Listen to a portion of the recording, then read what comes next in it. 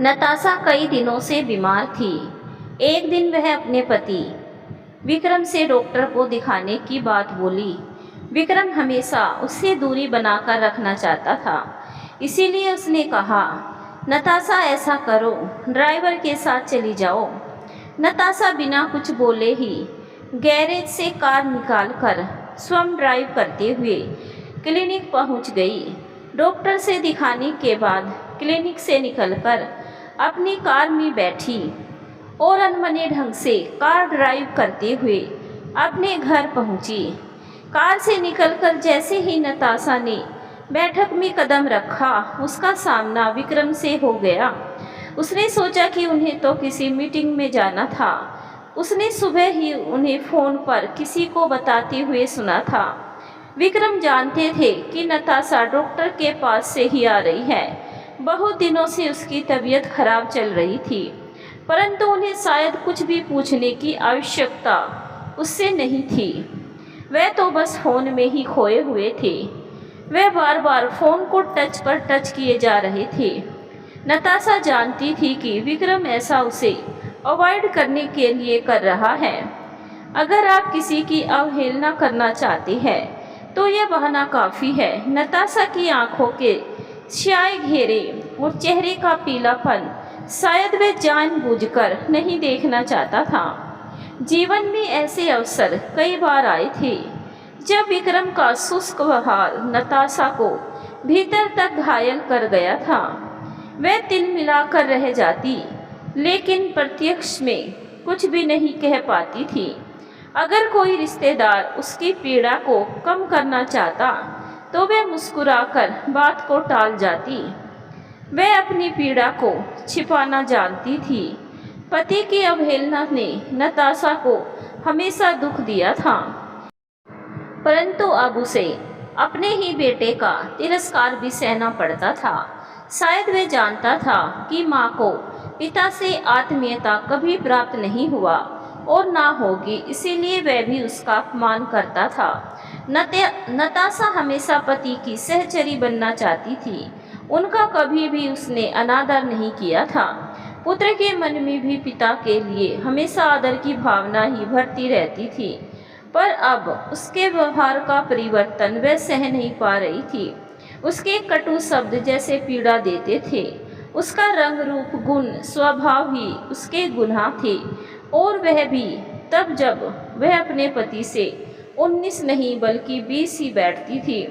आखिर इन दूरियों का क्या कारण था? तो कहानी में बने रहे, पूरी कहानी जरूर सुनिए। राधे राधे दोस्तों, कमेंट में राधे राधे जरूर लिखें। विक्रम साफ गोरा रंग, लंबा कद का, अच्छे व्यक्तित्व के स्वामी थे। पढ़ाई भी जमकर की थी। डिग्रियां इतनी की गिननी पड़े, और स्वभाव ऐसा कि परायों को भी अपना कर लेते थे। विक्रम और नताशा की जब शादी तय हुई थी, उसके बाद से ही दोनों चोरी छिपे मिलते जुलते बातें करते, पार्क और जू में समय बिताते, अपने भविष्य के रंग बिरंगे सपनों में अच्छे से अपनी रफ्तार से चल रहा था। नताशा मध्यम वर्गीय परिवार की बड़ी लड़की थी। विक्रम से मिलकर नताशा सोचती कि उसे तो पति बहुत अच्छा मिल गया है, उसके तो भाग्य खुल गए। वह मन ही मन खूब इतलाती। विक्रम और नताशा की शादी बड़े ही धूमधाम से संपन्न हुई थी। शादी में सभी मेहमानों से जितने आशीर्वाद नताशा को मिले थे, उससे वह धन्य हो गई थी। नताशा सोचती उसे बड़ों का खूब आशीर्वाद मिला, अब उसे कुछ नहीं होगा, वह अमर हो गई है, अमर। लेकिन उसे क्या पता था कि भविष्य की कोख में क्या छुपा है और उसके साथ क्या होने वाला है। शादी के बाद जब नताशा अपने ससुराल गई और विक्रम से सुहाग रात में मुलाकात हुई, तो उसके पांव तले जमीन खिसकती महसूस होने लगी। नताशा को काटो तो खून नहीं, अपने मायके वालों को देखकर चुप रहना ही मुनासिब समझ रही थी। नताशा सोचने लगी, शुरू के दिनों में तो विक्रम ऐसे नहीं थे, अच्छे बने रहने का प्रयास कर रहे थे, यूँ कहा जाए कि अच्छा बनने का अभिनय बहुत सुंदर कर लेते हैं। शादी के पहले ही का समय उनके साथ बिताए सुनहरे दिन नताशा को याद आ रहे थे, जब वह दुल्हन बनने से पहले उनके साथ पार्क में बिताई थी। विक्रम तो हमेशा हंसते रहते, मुस्कुराते रहते थे, लेकिन उसमें भी कहीं ना कहीं कुछ छुपा राज नजर आ जाता था, क्योंकि उनकी हंसी में कुटिलता नजर आती थी।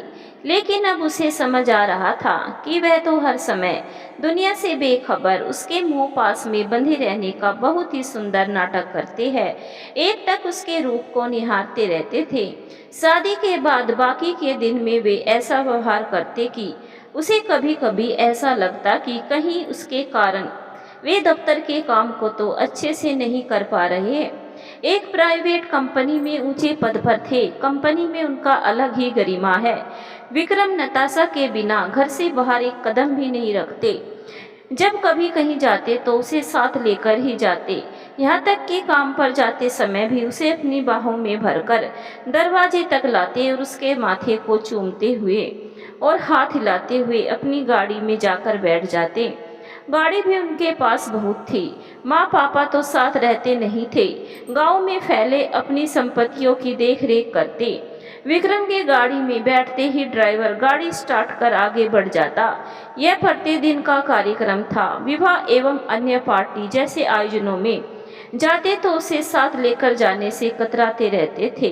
हाँ, कभी कभार नताशा पूछती तो कहते, ऐसे भीड़ भरे माहौल में तो मुझसे कोसों दूर चली जाती हो। मैं इतने लोगों के बीच भी स्वयं को अकेला महसूस करता हूँ। फिर मेरी नजरें चारों तरफ तुम्हें ही ढूंढती रहती है। तुम इतनी सुंदर हो कि अंदर से डरता भी हूँ कि कहीं किसी की नजर न लग जाए। इतना सुनते ही नताशा का हृदय प्रसन्नता से जैसे झूमने लगता था। एक बार दफ्तर के सहयोगियों ने उनके विवाह के उपलक्ष्य में पार्टी दी थी। विक्रम के लाख मना करने पर भी उनके मित्रों ने एक नहीं सुनी। उन्होंने घर आकर नताशा को पार्टी के बारे में बताया था। पार्टी के लिए भी जगह तय हुई। कॉलोनी का पार्क, जिसके एक तरफ स्विमिंग पूल, एक तरफ बच्चों के खेलने के लिए छोटे छोटे झूले लगे थे। स्विमिंग पूल में और झूलों से एक तरफ पार्क, पूरे पार्क के किनारे किनारे पेड़ पौधे लगे हुए थे। पूरे पार्क को किसी दुल्हन की तरह सजाए गए थे। सभी पेड़ों पर लगाए गए छोटे छोटे बल्ब पार्क की रोशन कर रहे थे। एक तरफ पुरुषों के लिए और दूसरी तरफ औरतों के लिए गोलाई में चेयर लगाए गए थे। भोजन का समय रात्रि 8 बजे से निश्चित था। कॉलोनी के सभी निमंत्रण जन तैयार होकर समय से 1 घंटे पहले ही पार्क में पहुंच चुके थे। बच्चे झूले का आनंद ले रहे थे। नताशा ने तैयार होने में काफी समय लगाया। जब तैयार हुई तो वह किसी अप्सरा से कम नहीं लग रही थी। ये दोनों काफी लेट से पार्क में पहुंचे। विक्रम और नताशा के जाते ही विक्रम एक चेयर पर बैठ गए, लेकिन उनके दोस्तों ने विक्रम को पकड़कर एक चेयर खींचकर अपने बीच में कर दिए। अब पुरुषों की मंडली में विक्रम अपने मित्रों के बीच घिरे बैठे थे। दूसरी टोली में नताशा कुछ महिलाओं से दोस्ती कर ली थी। हर तरफ उसकी ही प्रशंसा होती। विक्रम को स्पष्ट सुनाई दे रहा था। तभी विक्रम के मित्रों में से किसी ने विक्रम से कहा कि अरे यार विक्रम, कहाँ से इतनी सुंदर हीरोइन भाभी ले आए हो यार। अगर इनकी कोई बहन हो तो हमारा भी चक्कर चलवा दो। इतना सुनते ही विक्रम सक पका गए थे। मन ही मन विक्रम नताशा से जल रहे थे। उसे तो बस यह बात कचोट रही थी कि उसके दोस्त ने उसकी प्रशंसा क्यों नहीं की। पार्टी समाप्त होने के पहले ही विक्रम उठ खड़े हुए। विक्रम को अचानक खड़ा होते देख नताशा को बड़ा अजीब सा लगा था, क्योंकि दावत तो उनके सम्मान में ही हो रही थी। पूरी रात अनमने से रहे। नताशा के बार बार पूछने पर उसने अपने आगोश में ले लिया और बोले, नताशा, तुम्हारी प्रशंसा कोई अन्य व्यक्ति करे, मुझे ये कुछ अच्छा नहीं लगता। उस दिन नताशा को बहुत अच्छा लगा था। वह सोच रही थी कि क्या यह वही मेरे सुहागरात और हनीमून वाले पति है। कितने सुंदर अभिनय कर लेते हैं। वह मन ही मन सोच रही थी कि उसके पति उसे कितना चाहते हैं। उसके बाद वह अपने श्रृंगार के प्रति भी सजग हो गई थी। अत्यंत सादगी से रहती। एक दिन विक्रम ने उसे टोका भी था, नताशा ऐसे क्यों रहती हो, लेकिन बात पलट गई थी। मुझे ऐसे रहना ही पसंद है, पर क्या रूप रंग छिपाने से छिपता है। एक बार विक्रम की चचेरी बहन के विवाह में जाना था। विक्रम घर जाना नहीं चाहते थे। नताशा के बार बार आग्रह करने पर विक्रम सहज तैयार हो गया और निश्चित समय पर तैयार होकर गए भी, लेकिन वहाँ तो एकदम निष्पक्ष रहे, कुछ दिखावा भी नहीं कर रहे थे, एकदम से कटे कटे। विक्रम के कभी कभी इस तरह के बदले व्यवहार से नताशा सोच में पड़ जाती, क्या हो जाता है इन्हें, कैसे इंसान है, छोड़ना भी नहीं चाहते और साथ में अच्छे से रहना भी नहीं चाहते। लोगों के सामने तो दिखावा ऐसा करते हैं मानो इनसे अच्छा कोई पति हो ही नहीं सकता। खैर 3-4 दिन तो विवाह समारोह रहा। वहाँ का वातावरण नताशा को अपने मायके जैसा लगा। वह तो एकदम ही भूल गई थी कि वह अपने मायके नहीं बल्कि ससुराल आई है। यहाँ तो सभी बड़ों, सास ससुर और घर में आए सभी मेहमानों को यथोचित लिहाज और सत्कार भी तो बड़ी बहू होने के नाते नताशा को ही करना था। प्रकाश जी, नताशा के ससुर, हर प्रसंग पर वाद विवाद कर लेते थे, छोटी छोटी बातों पर जल्द भड़क जाते थे, लेकिन उनके अंदर एक मुलायम दिल भी था। गाने बजाने के बहुत शौकीन थे। महिला और पुरुषों की टोली बैठाकर अंताक्षरी भी करवाते, लेकिन इन सभी से दूर कहीं किसी कमरे में किसी शून्य में खोए रहते थे विक्रम। लेकिन किसी को कुछ पता नहीं चले। नताशा विक्रम के ऊपर पूरा ध्यान रखती, उनकी आवश्यकताओं का समय पर ही पूरा कर देती थी। विक्रम अपने ही घर में एक अजनबी की तरह लगते थे। प्रकाश जी ने एक बार कहा था, नताशा जानती हो, साहित्य संगीत कला के बिना मनुष्य गंवार है। वे मनुष्य के व्यक्तित्व के पूर्ण विकास में विश्वास करते थे। नताशा हर क्षेत्र में खरी उतरी थी। घर को सजाना हो, खाना बनाना हो या दुल्हन को सजाना हो, उसका तो ब्यूटी पार्लर का कोर्स भी उस दिन उसे काम आया था। घर की सभी महिलाओं का मेकअप नताशा ही कर रही थी। जिसको भी वह संवारती उसके चेहरे खिल उठते थे। कुछ महिलाएं जो बाजार से सवर कर आई थी, वे भी नताशा का संवारना देखकर पुनः उससे अपनी मेकअप करवाती थी। चारों तरफ उसकी प्रशंसा हो रही थी और विक्रम कहीं दूर खो गए थे। जिधर सुनो उधर नताशा का ही नाम सुनाई पड़ता था। यहाँ भी विक्रम निष्पक्ष एक तरफ बैठे थे, लेकिन इस बार नताशा को कुछ पूछने की आवश्यकता नहीं पड़ी थी। बिना कहे ही वह जान गई थी कि विक्रम का यह आहत हुआ है या किसी और की याद आ रही है। कभी कभी वह सोचती कि पुरुष स्त्री से तब ईर्ष्या करता है जब वह किसी क्षेत्र में कम हो या पत्नी पति से आगे निकल रही हो, परंतु विक्रम ऐसे क्यों बुझ जाते हैं, क्यों इतनी दूर चले जाते हैं। वह अपनी पुरानी बातों को भूलते क्यों नहीं। क्या एक म्यान में 2 तलवारें रह सकती है। वह विक्रम का ध्यान अपनी तरफ आकर्षित करने का हर संभव प्रयास करती, लेकिन उसका हर श्रृंगार कुछ भी तो उन्हें आकर्षित नहीं करता था। क्या स्त्री का रूप, रंग, गुण, शिक्षा, स्वभाव आदि उसके दोष हैं। विवाह हुए 3 वर्ष हो चुके थे। जीवन पुराने ढर्रे पर चल रहा था। नताशा पूरे 3 वर्ष मन को महसूस कर बिता रही थी। उसका जीवन नीरसमय हो रहा था। विक्रम दिन भर दफ्तर के काम में व्यस्त रहते और घर पर कटे कटे से रहते, किसी बात में दिलचस्पी नहीं लेते थे। विक्रम के कटे कटे रहने और उसके प्रति बेरुखीपन से वह बहुत ही टूटी महसूस करती थी। नताशा अपने आप को अकेला खाली समय में पाती थी। उससे बात भी ढंग से विक्रम नहीं करते थे। खाली बैठे बैठे और पति की दूरी से तंग आकर नताशा ने सोचा कि क्यों नहीं चित्रकला का पुराना शौक भी पूरा करूं। नए सिरे से चित्रकला का भी पूरी तैयारी उसने आरंभ की। दिन रात के अथक परिश्रम से उसने चित्रकला में भी महारत हासिल कर ली। कुछ दिन बाद उसने प्रदर्शनी आयोजित करने की सोची। प्रदर्शनी के संबंध में विक्रम से बात की तो 2 टूक उत्तर मिला, तुम जो चाहो करो। नताशा बिफर उठी, क्यों जी, मैं तो बहुत कुछ चाहती हूँ, सभी पूरी कहाँ हो रही है। क्या चाहिए तुम्हें? मुझे तो आप चाहिए। बकवास की बात मत करो। तो क्या करूँ? आपके पास मेरे लिए समय है क्या, या मैं कोई कैदी हूँ जो मुझे लाकर बंद कर दिए हो? अरे भाग्यवान, क्या दिक्कत है? ऐसो आराम के सारे साधन उपलब्ध तो है। बोलते हुए विक्रम घर से निकल गए थे। अब वे कहीं भी उसे साथ न ले जाते, या यूँ कहा जा सकता है कि इस व्यवहार से वह अब स्वयं भी उनके साथ जाना नहीं चाहती थी। लेकिन आर्ट गैलरी में विक्रम की उपस्थिति अनिवार्य थी, नहीं तो वह उपहास की पात्र बनती। विक्रम को आर्ट गैलरी में उपस्थित रहने के लिए नताशा ने काफ़ी विनती की। देखिए जी, यह प्रदर्शनी मैंने आयोजित की है, इसमें हम दोनों को रहना अनिवार्य है। बाहर से बहुत से लोग आने वाले हैं। कुछ देर चुप रहने के बाद विक्रम ने कहा था, समय मिला तो जरूर आऊँगा, पर मेरी प्रतीक्षा मत करना। लेकिन सचमुच विक्रम को समय नहीं मिला, या वह जानबूझकर नहीं आया। प्रदर्शनी में नताशा ने चित्रों को बहुत ही सलीके से लगाया था।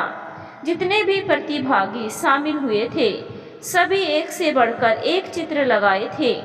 सभी को कुछ न कुछ पुरस्कार मिले थे। उसमें सबसे अधिक नताशा को ही मिला था। उसके चित्रों ने बहुत अच्छी आय अर्जित की थी।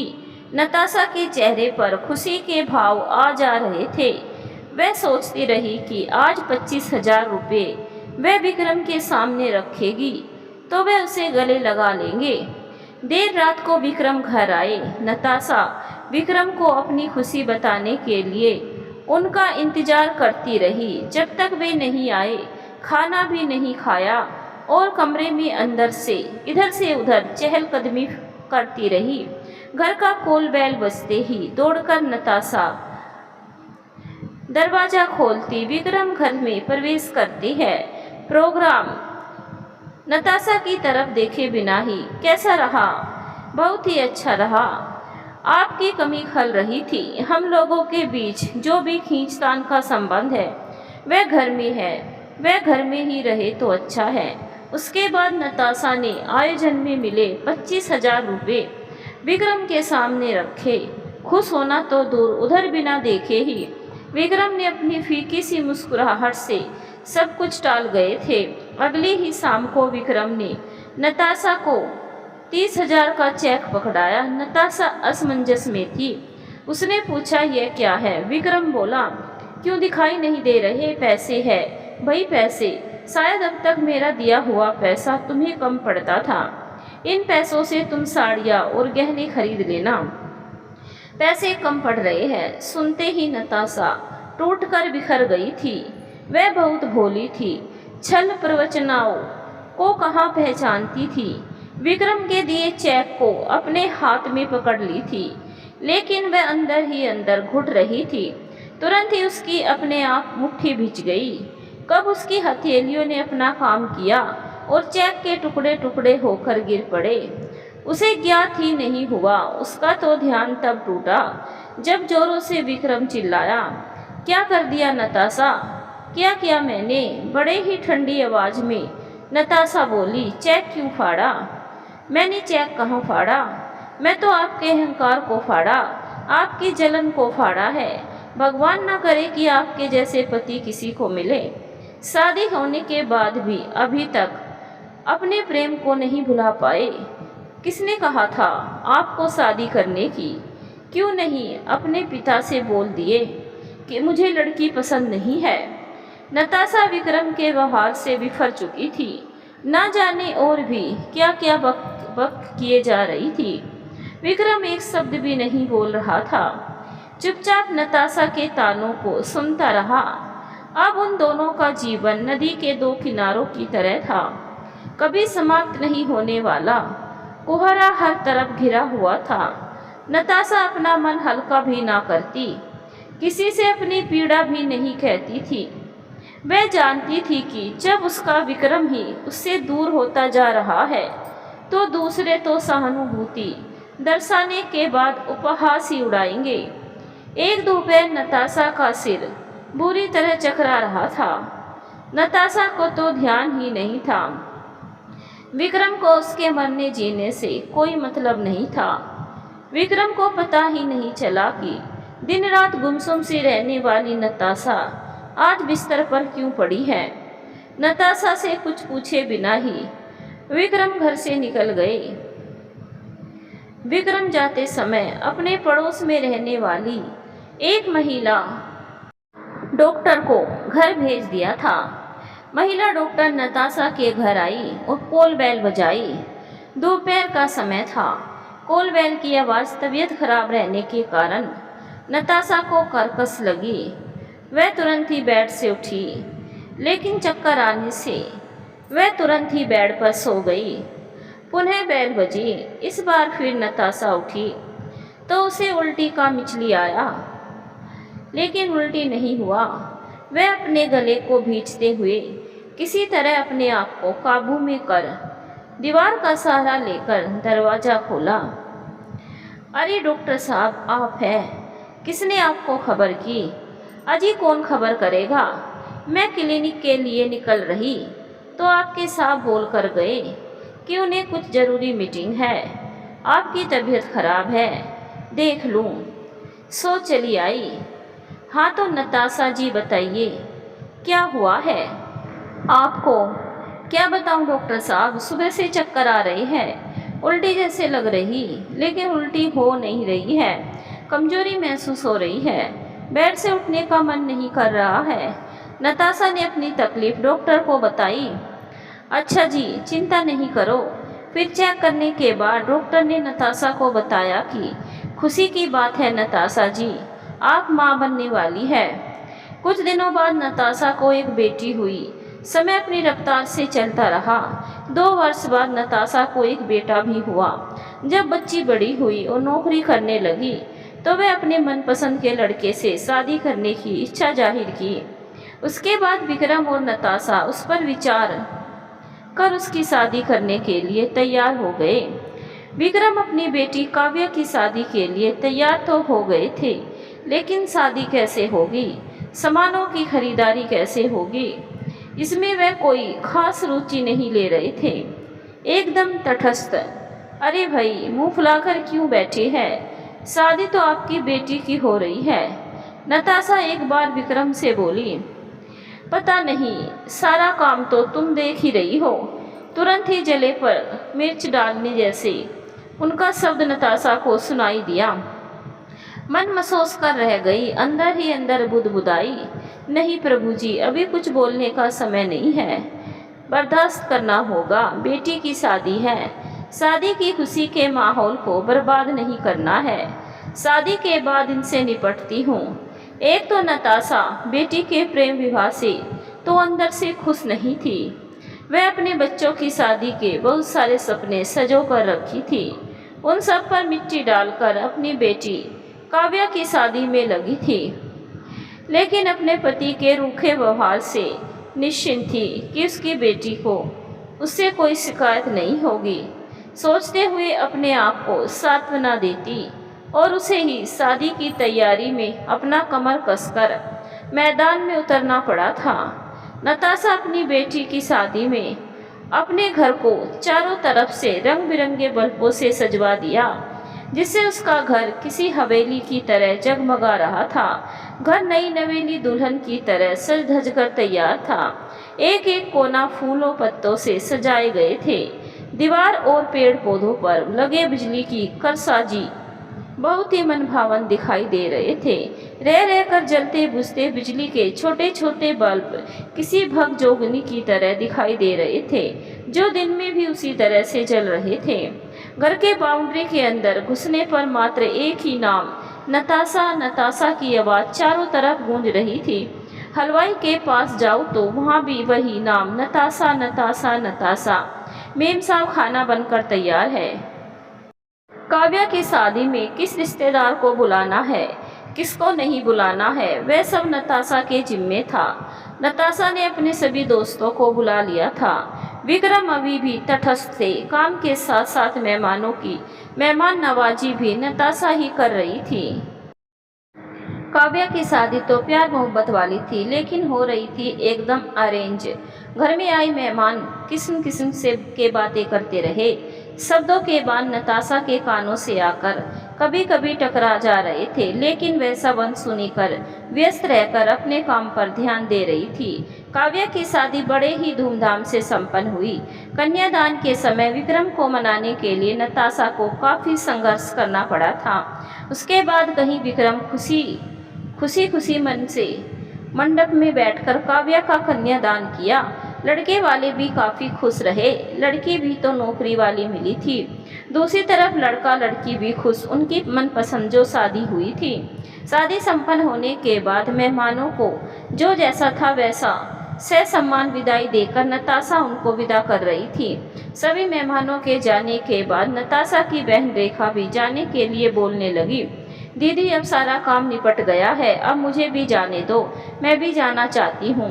अरे तू क्यों जाने के लिए सभी के जैसे मुझे परेशान कर रही है? बच्चे तो साथ है नहीं, सास भी ससुर जी पास गांव में है, यहाँ तो तुम दोनों अकेले ही रहना है।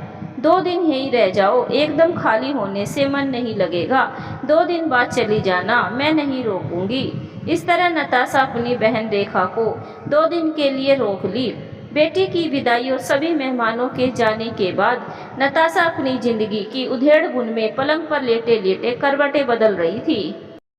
सोच रही थी कि उसके इस घर में मात्र यही अहमियत है कि बेड पर लेटे लेटे करवटें बदलती रहूं।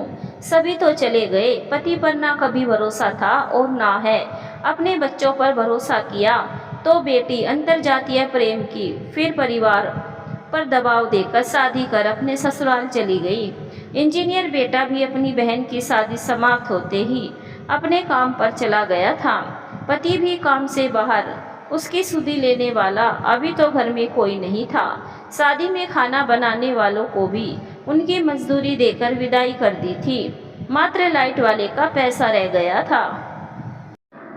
वह अपना लाइट आहिस्ते आहिस्ते खोल रहा था। नताशा घर में अकेली रह गई थी, कोई उसकी खबर लेने वाला नहीं था। इसी कारण अपनी बहन को 2 दिनों के लिए रोक ली थी। दूसरे कमरे से रेखा नताशा के पास आकर बोली, क्यों दीदी कैसी हो? जीजा जी इतनी जल्दी क्यों चले गए? अरे आज तो उन्हें रेस्ट करना चाहिए था, सभी कारीगरों का हिसाब करना था। रेखा की बातों पर मात्र हाँ सब ठीक है रेखा बोलकर चुप हो गई नताशा।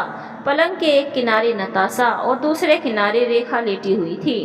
नताशा एकदम शांत, रेखा कुछ बोले भी तो नताशा शॉर्ट जवाब देकर पुनः शांत हो जाती थी। कुछ देर के बाद रेखा एक मैगजीन निकालकर अनमने ढंग से पलटने लगी। मैगजीन के पन्नों को पलटते हुए न जाने कब उसकी आंखों को नींद की आगोश ने अपने आंचल में समा लिया। कुछ देर बाद नताशा उठी और अपने घरों में घूमने लगी। घर में शादी के बाद की अजब की उदासी और बेतरतीबी फैली थी। घर की मनुष्यत से घबराकर नताशा उस लॉन में चली गई थी जहां लॉन का अंधेरों में डूबा यह कोना फिर भी उसे शांत घर के कमरों से भला लग रहा था। नताशा लॉन के गहरे अंधेरे में बैठे हुए बिजली की उस आखिरी सीरीज को बरामदे में झूलती देख रही थी जिसे काव्या की शादी में लगाए गए थे, जिसे लाइट वाले शायद गलती से उतरवाना भूल गए थे या इसलिए वहां टंगी रहने दी कि सड़क पर आ जा रहे लोगों को पता चले कि इस घर में अभी अभी शादी हुई है। वह बैठी बैठी सोच रही थी। दूसरी तरफ पलंग पर काफी देर तक रेखा सोई रही। जब उसकी नींद खुली तो पलंग पर नताशा को नहीं पाकर घबरा गई। उसके बाद सभी कमरों में नताशा को खोजने लगी तो उसकी नज़र लॉन में बैठी नताशा पर पड़ी, लेकिन वह नताशा से कुछ बोले बिना ही किचन में गई और कॉफ़ी बनाई। फिर 2 कप हाथ में कॉफ़ी लिए हुए किचन से निकलकर नताशा के पास लॉन में जा पहुंची। कॉफ़ी का 1 कप नताशा को बढ़ाते हुए, अरे दीदी तुम यहाँ हो, मैं तो न जाने कहाँ कहाँ खो जाई तुम्हें। फिर एक कुर्सी खींचकर वह भी नताशा की बगल में बैठ गई। यहाँ अंधेरे में कहाँ गुम हो गई हो दीदी? आपको देखने में ऐसा लग रहा है मानो किसी बड़े दुख और मुसीबत में हो। आखिर हुआ क्या है? कुछ बता भी नहीं रही हो। लेकिन नताशा चुपचाप कॉफ़ी का कप पकड़ ली थी और बिना कुछ बोले सिप कर रही थी।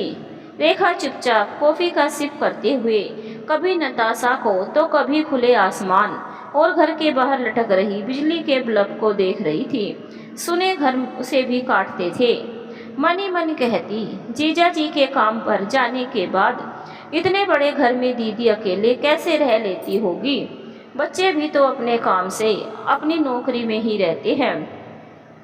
कॉफी के एक एक सिप के साथ सबको देखकर रेखा कुछ निर्णय नहीं कर पा रही थी। आखिर दीदी देख क्या रही है, कहाँ खोई है। अगर कुछ विशेष बात है तो उसे बता सकती है।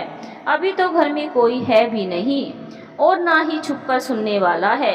आखिर एकांत से ऊब कर नताशा का ध्यान तोड़ते हुए रेखा बोली, अरे दीदी, तुमको तो खोज खोज कर मैं थक गई और तुम हो उस अंधेर कूप में बैठी, ना जाने कहाँ गुम हो गई हो। कुछ बात है क्या? जीजा जी से कुछ बातें हुई? बताओ बताओ ना, हमें तो बताओ। रेखा नताशा को बुलवाने का असफल प्रयास की। नताशा फिर भी चुप रही। आहिस्ते आहिस्ते कॉफी का सिप ले रही थी नताशा। रेखा क्या कर रही है, क्या बोल रही है, उधर उसका ध्यान ही नहीं था। नताशा कॉफी खत्म कर धीरे से कप को अपने चेयर के नीचे रखकर उसी लटकते बिजली के बल्ब में खोने लगी। तभी रेखा के बार बार कुरेदने पर नताशा बिखर पड़ी। पहले खूब रोई, रोने से उसकी आंखें लाल हो गई थी।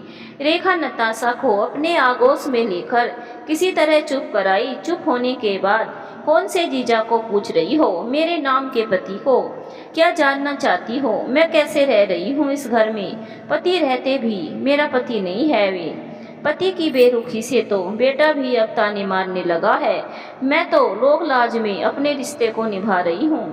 रेखा पहले जब नाम का पति सुनी थी तो उसे मजाक लगा था, लेकिन पुनः नाम का पति शब्द सुनकर चौंक गई। क्या बोल रही हो दीदी? रेखा को नताशा की बात अभी भी मजाक लग रही थी, लेकिन शांत और गंभीर चेहरा अपनी दीदी का देखकर रेखा शांत होकर फिर नताशा के चेहरे को देखने लगी। रेखा सोचने लगी, कुछ न कुछ बात जरूर है जो दीदी ऐसी बात बोल रही है, लेकिन क्या हो सकता है? सब कुछ तो ठीक ही दिखाई दे रहा है। नताशा के मुंह से नाम का पति शब्द विवाह की ने भरी भागदौड़ पर और व्यस्तता के बाद रेखा को बेहद अटपटा लग रहा था। उसने उसको अपने रिश्तेदारों के उल्लास भरे चेहरों के बीच आंचल बांधे अपनी बेटी की कन्यादान करते देखा है। कैसे विश्वास कर ले उसकी इस बिना सिर पैर की बेहुदी बात का। अपनी बेटी की शादी का अवसर किसी भी स्त्री के लिए अपनी गृहस्थी की पराकाष्ठा होती है, एक तुमुल नाद होता है अपने जीवन साथी के साथ पूरा जीवन गरिमापूर्ण ढंग से निभाने का। फिर वह क्यों बहक रही है? उनके भरपूर जीवन से तो कोई भी रस कर सकता है। बेटा कार्तिक लंदन में इंजीनियर है।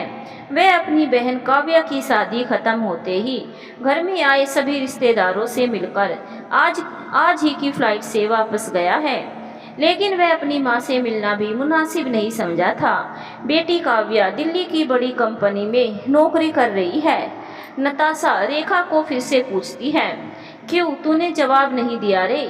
मेरी बात सुनकर कि जीजा जी तेरे नाम के पति है। दीदी तुम भी अजीब बात करती हो। मैंने तो उन्हें कभी भी तुमसे नाम के पति जैसा व्यवहार करते या तुम्हें अवमानना करते नहीं देखा है। जानती हो, यही तो तिलिस्म है इस पति पत्नी के संबंध का। ऊपर से हर जोड़ा मुस्कुराता खिलखिलाता लगता है। मिलने जुलने वाले एक के बिना दूसरे को अधूरा सा महसूस करते हैं, लेकिन अंदर ही अंदर ना जाने कितने तरह के छोटे मोटे कनेक्शन और विरोधाभास जुड़े होते हैं उनके अंदर। तेरी भाषा में कहे तो इतने ढेर सारे रिश्तों के संवेदनशील तंतु जुड़े होते हैं कि उन दोनों के बीच अंदर क्या चल घट रहा है कोई जान भी नहीं पाता। लेकिन तुम ऐसा कह क्यों रही हो? तुम्हारे संबंध तो अच्छे ही लग रहे हैं। मैं तो तुम्हारी शादी से लेकर तुम्हारी बेटी की शादी तक साथ रही हूँ। मैंने तो कभी आहट नहीं सुनी किसी भी ऐसे तंतु के टूटने की, और आज तक कभी ऐसा किसी तरह का कोई शब्द भी सुनाई नहीं दिया। हाँ, मेन कनेक्शन, असली तंतु जुड़ा ही कब था जो तो उसके टूटने की आवाज़ सुन पाती। वैसे भी कोई लाख टोले उसके टूटने की आवाज़ कौन कब सुन पाता है। तुम सब कितनी खुश थी मेरी शादी से, मुझे तुझे याद है? खुशी से कितनी उछल रही थी। माँ पिताजी से लेकर तुम और न जाने कौन कौन खुशी से स्टेशन तक हम लोगों को छोड़ने आए थे। मैं भी खुशी से उस समय स्टेशन पर ट्रेन में चढ़ने के लिए उनके साथ तेजी से चली जा रही थी। शादी से मैं भी खुश थी, नए नए सपने सजो रही थी, कहीं विचारों में खोई थकी सी। नताशा कुर्सी पर आगे खिसक कर अपने सिर को पीछे की तरह दीवार पर टिकाते हुए एक लंबी सांस लेती है। मन ही मन सोचती है, हो वो क्या समय था, काश वह समय जाता ही नहीं। लेकिन यह भी सत्य है कि समय भी आते जाते रहता है। जानती हो, मैं व्यवसायी परिवार के इकलौते बेटे से ब्याही गई थी। व्यवसायी परिवार सुनकर ही सभी खुश थे कि मुझे किसी तरह की कोई कमी नहीं होगी। लेकिन जब हम शिमला जा रहे थे तो तू भी हमें स्टेशन छोड़ने गई थी। उस समय हम मध्यम वर्गीय लड़कियों के लिए फर्स्ट क्लास का कूपा कितनी बड़ी चीज़ होता था, है ना? फिर से इन्हीं विचारों में खो गई थी नताशा।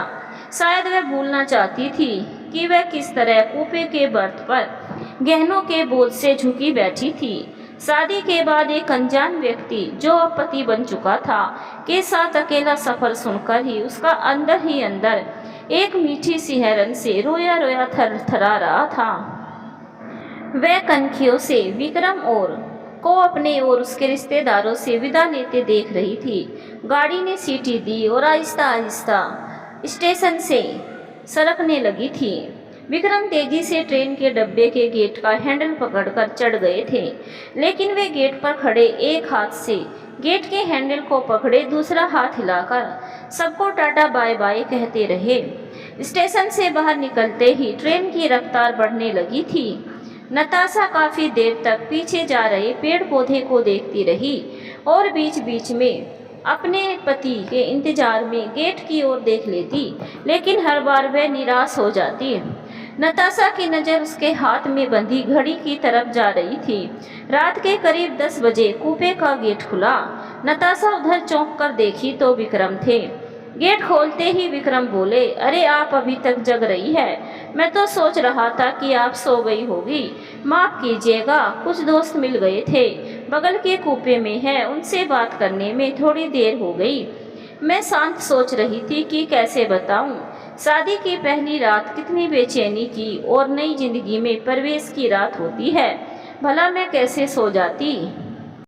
लेकिन विक्रम की बातों से तो ऐसा लग रहा था मानो उसे शादी जैसे शब्दों से कोई मतलब ना हो।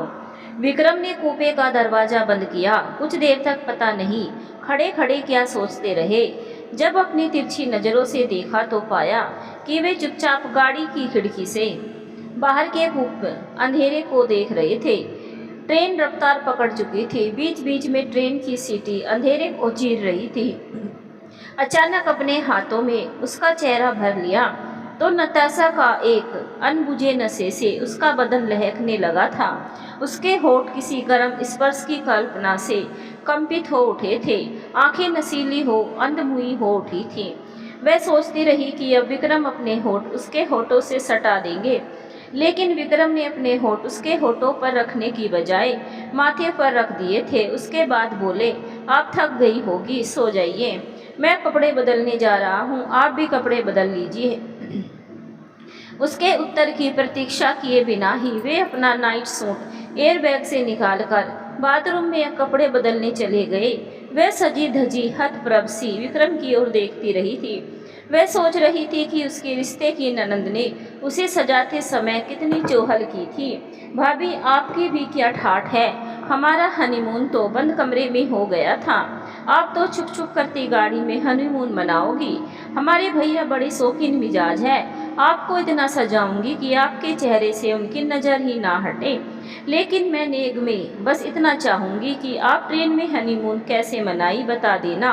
वह कूपे से नक्शे सीख तक अभी सारिका बनी प्रतीक्षा कर रही थी और विक्रम उसे बिना नज़र भर देखे कपड़े बदलकर ऊपर के बर्थ पर सोने भी चले गए थे। कल्पना में उस अजीब सी सिहरन को महसूस करने के लिए वह नीचे के बर्थ पर बैठी रह गई थी। वह उस दर्द को एक वाक्य में उड़ेल कर रख देती हैं। वह मेरे जीवन की हनीमून नाइट नहीं थी। ट्रेन की रफ्तार कभी तेज होती तो कभी कम होकर बढ़ी चली जा रही थी। बीच बीच में उसकी सीटी अंधेरे को चीर रही और मुझे भी विचलित कर रही थी। मैं कूपे में बैठे बैठे किस किस तरह की सपने संजो कर रखी थी तुम्हें पता है। और वे चुपचाप बाथरूम से अपने कपड़े बदलकर कूपे में आकर ऊपर की सीट पर दीवार की तरफ अपना मुंह फेर कर सो गए थे। उनका रूखा व्यवहार, वह रात सुहानी रात एक दुल्हन की उबाऊ और नीरस रात बन गई थी। जिंदगी की इसी नीरस शुरुआत से मैं घबरा गई थी। मैं मन ही मन सोच रही थी कि ट्रेन में ऐसी बेरुखी है तो गंतव्य स्थान पर पहुंचकर क्या होगा, भगवान ही मालिक है। रात भर भगवान की दुहाई देती रही। मन में अनेकों ख्याल आ और जा रहे थे। मुझे मेरा जीवन तो किसी अंधेरे की ओर जाता महसूस हो रहा है। अरे कुछ नहीं दीदी, जीजा जी थके होंगे उसलिए जल्दी सो गए। उनके सोने से वे गलत कैसे हो गए? पहले मैं भी यही सोची थी, लेकिन तुरंत ही मेरे ख्याल बदल गया। सोचने लगी, एक कमरे में अगर पराई कोई लड़की रहती तो नींद नहीं आती, और मुझे तो समाज से लाइसेंस मिला था। पति पत्नी का उसमें भी पहली रात, नींद कैसे आ सकती है? तो क्या जीजा जी के जीवन में कोई और लड़की थी? रेखा ने पूछा। आओ जाओ, कोई रोक टोक तो करते नहीं है। मैं तो अपने जीवन की हर बात तुमसे बताई हूँ। तुम तो जानती है मैं भी तो किसी से प्यार की थी। वह भी क्या दिन थे। वह समय पर हर किसी के जीवन में आता है। मेरे जीवन में भी आया था जब मैं घर में बिना किसी को बताए कॉलेज में सिनेमा देखने हॉल गई थी। टिकट के लिए घंटों लाइन में खड़ी रही, कितने धक्के खाई थी, लेकिन टिकट नहीं मिला।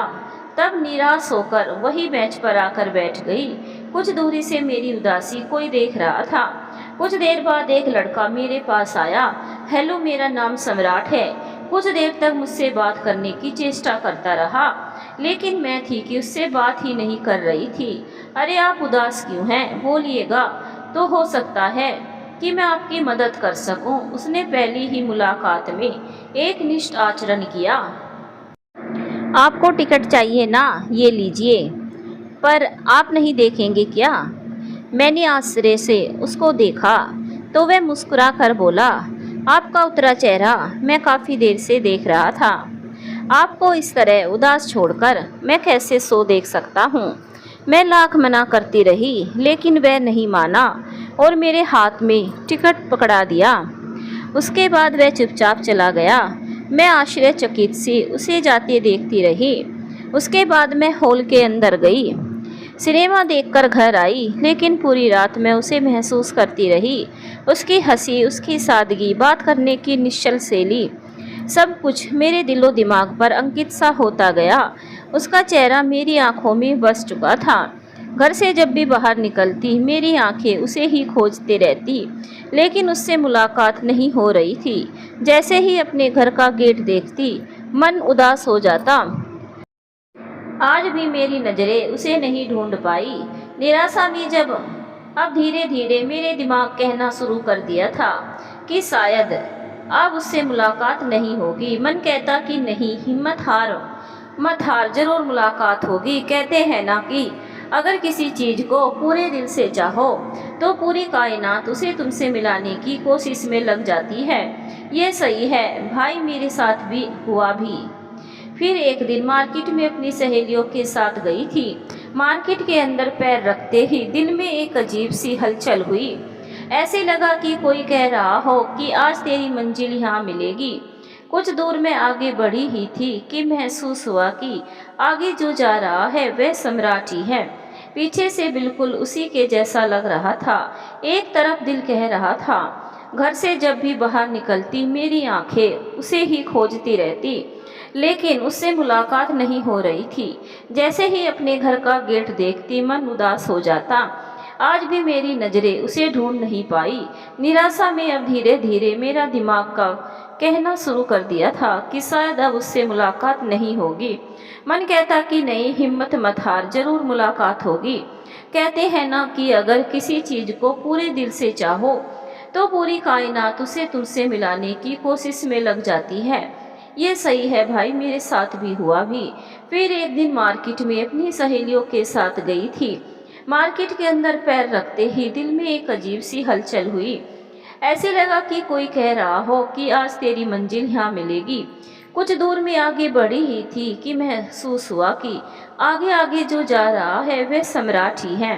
पीछे से बिल्कुल उसी के जैसा लग रहा था। एक तरफ दिल कह रहा था कि वह सम्राट ही है, दौड़कर रोक ले। दूसरे ही पल लगता अगर वह नहीं हुआ तो बेइज्जती होगी। इसी उधेड़-बुन में हम सभी मार्केट को घूम रहे थे। मार्केट घूमते हुए मैं अपनी सहेलियों से बातें करते सीढ़ियों से ऊपर चढ़ने लगी। सामानों के देखते हुए एक समय ऐसा भी आया कि हम दोनों आमने सामने थे। दोनों एक दूसरे को देखकर ठिठक गए और दोनों एक साथ आवाज निकली, अरे आप। हम दोनों की दोबारा मुलाकात हो गई थी। फिर उसे अपना रिश्तेदार बताकर अपनी सहेलियों का साथ छोड़ दिए। उसके बाद हमने साथ साथ कॉफ़ी शॉप गए। एक कोने में बैठकर हम दोनों ने एक एक कॉफ़ी ली। बातें आगे बढ़ी। मुझे तो लग रहा था कि अब मुलाकात ही नहीं होगी। जब भी घर से निकलती थी मेरी नज़रें आपको ही खोजती रही थी। मैं बोली, क्यों भाई, ऐसा भी क्या बेचैनी थी? मैं भी तो सोचता था मिलना, पर मन में सोचता कि जब एक ही शहर में है तो मिलना तो जरूर ही होगा। अरे मुझे थोड़ा ज़्यादा बेचैनी थी कि आपके टिकट का पैसा नहीं दिया था। सोच रही थी कि आप क्या सोच रहे होंगे।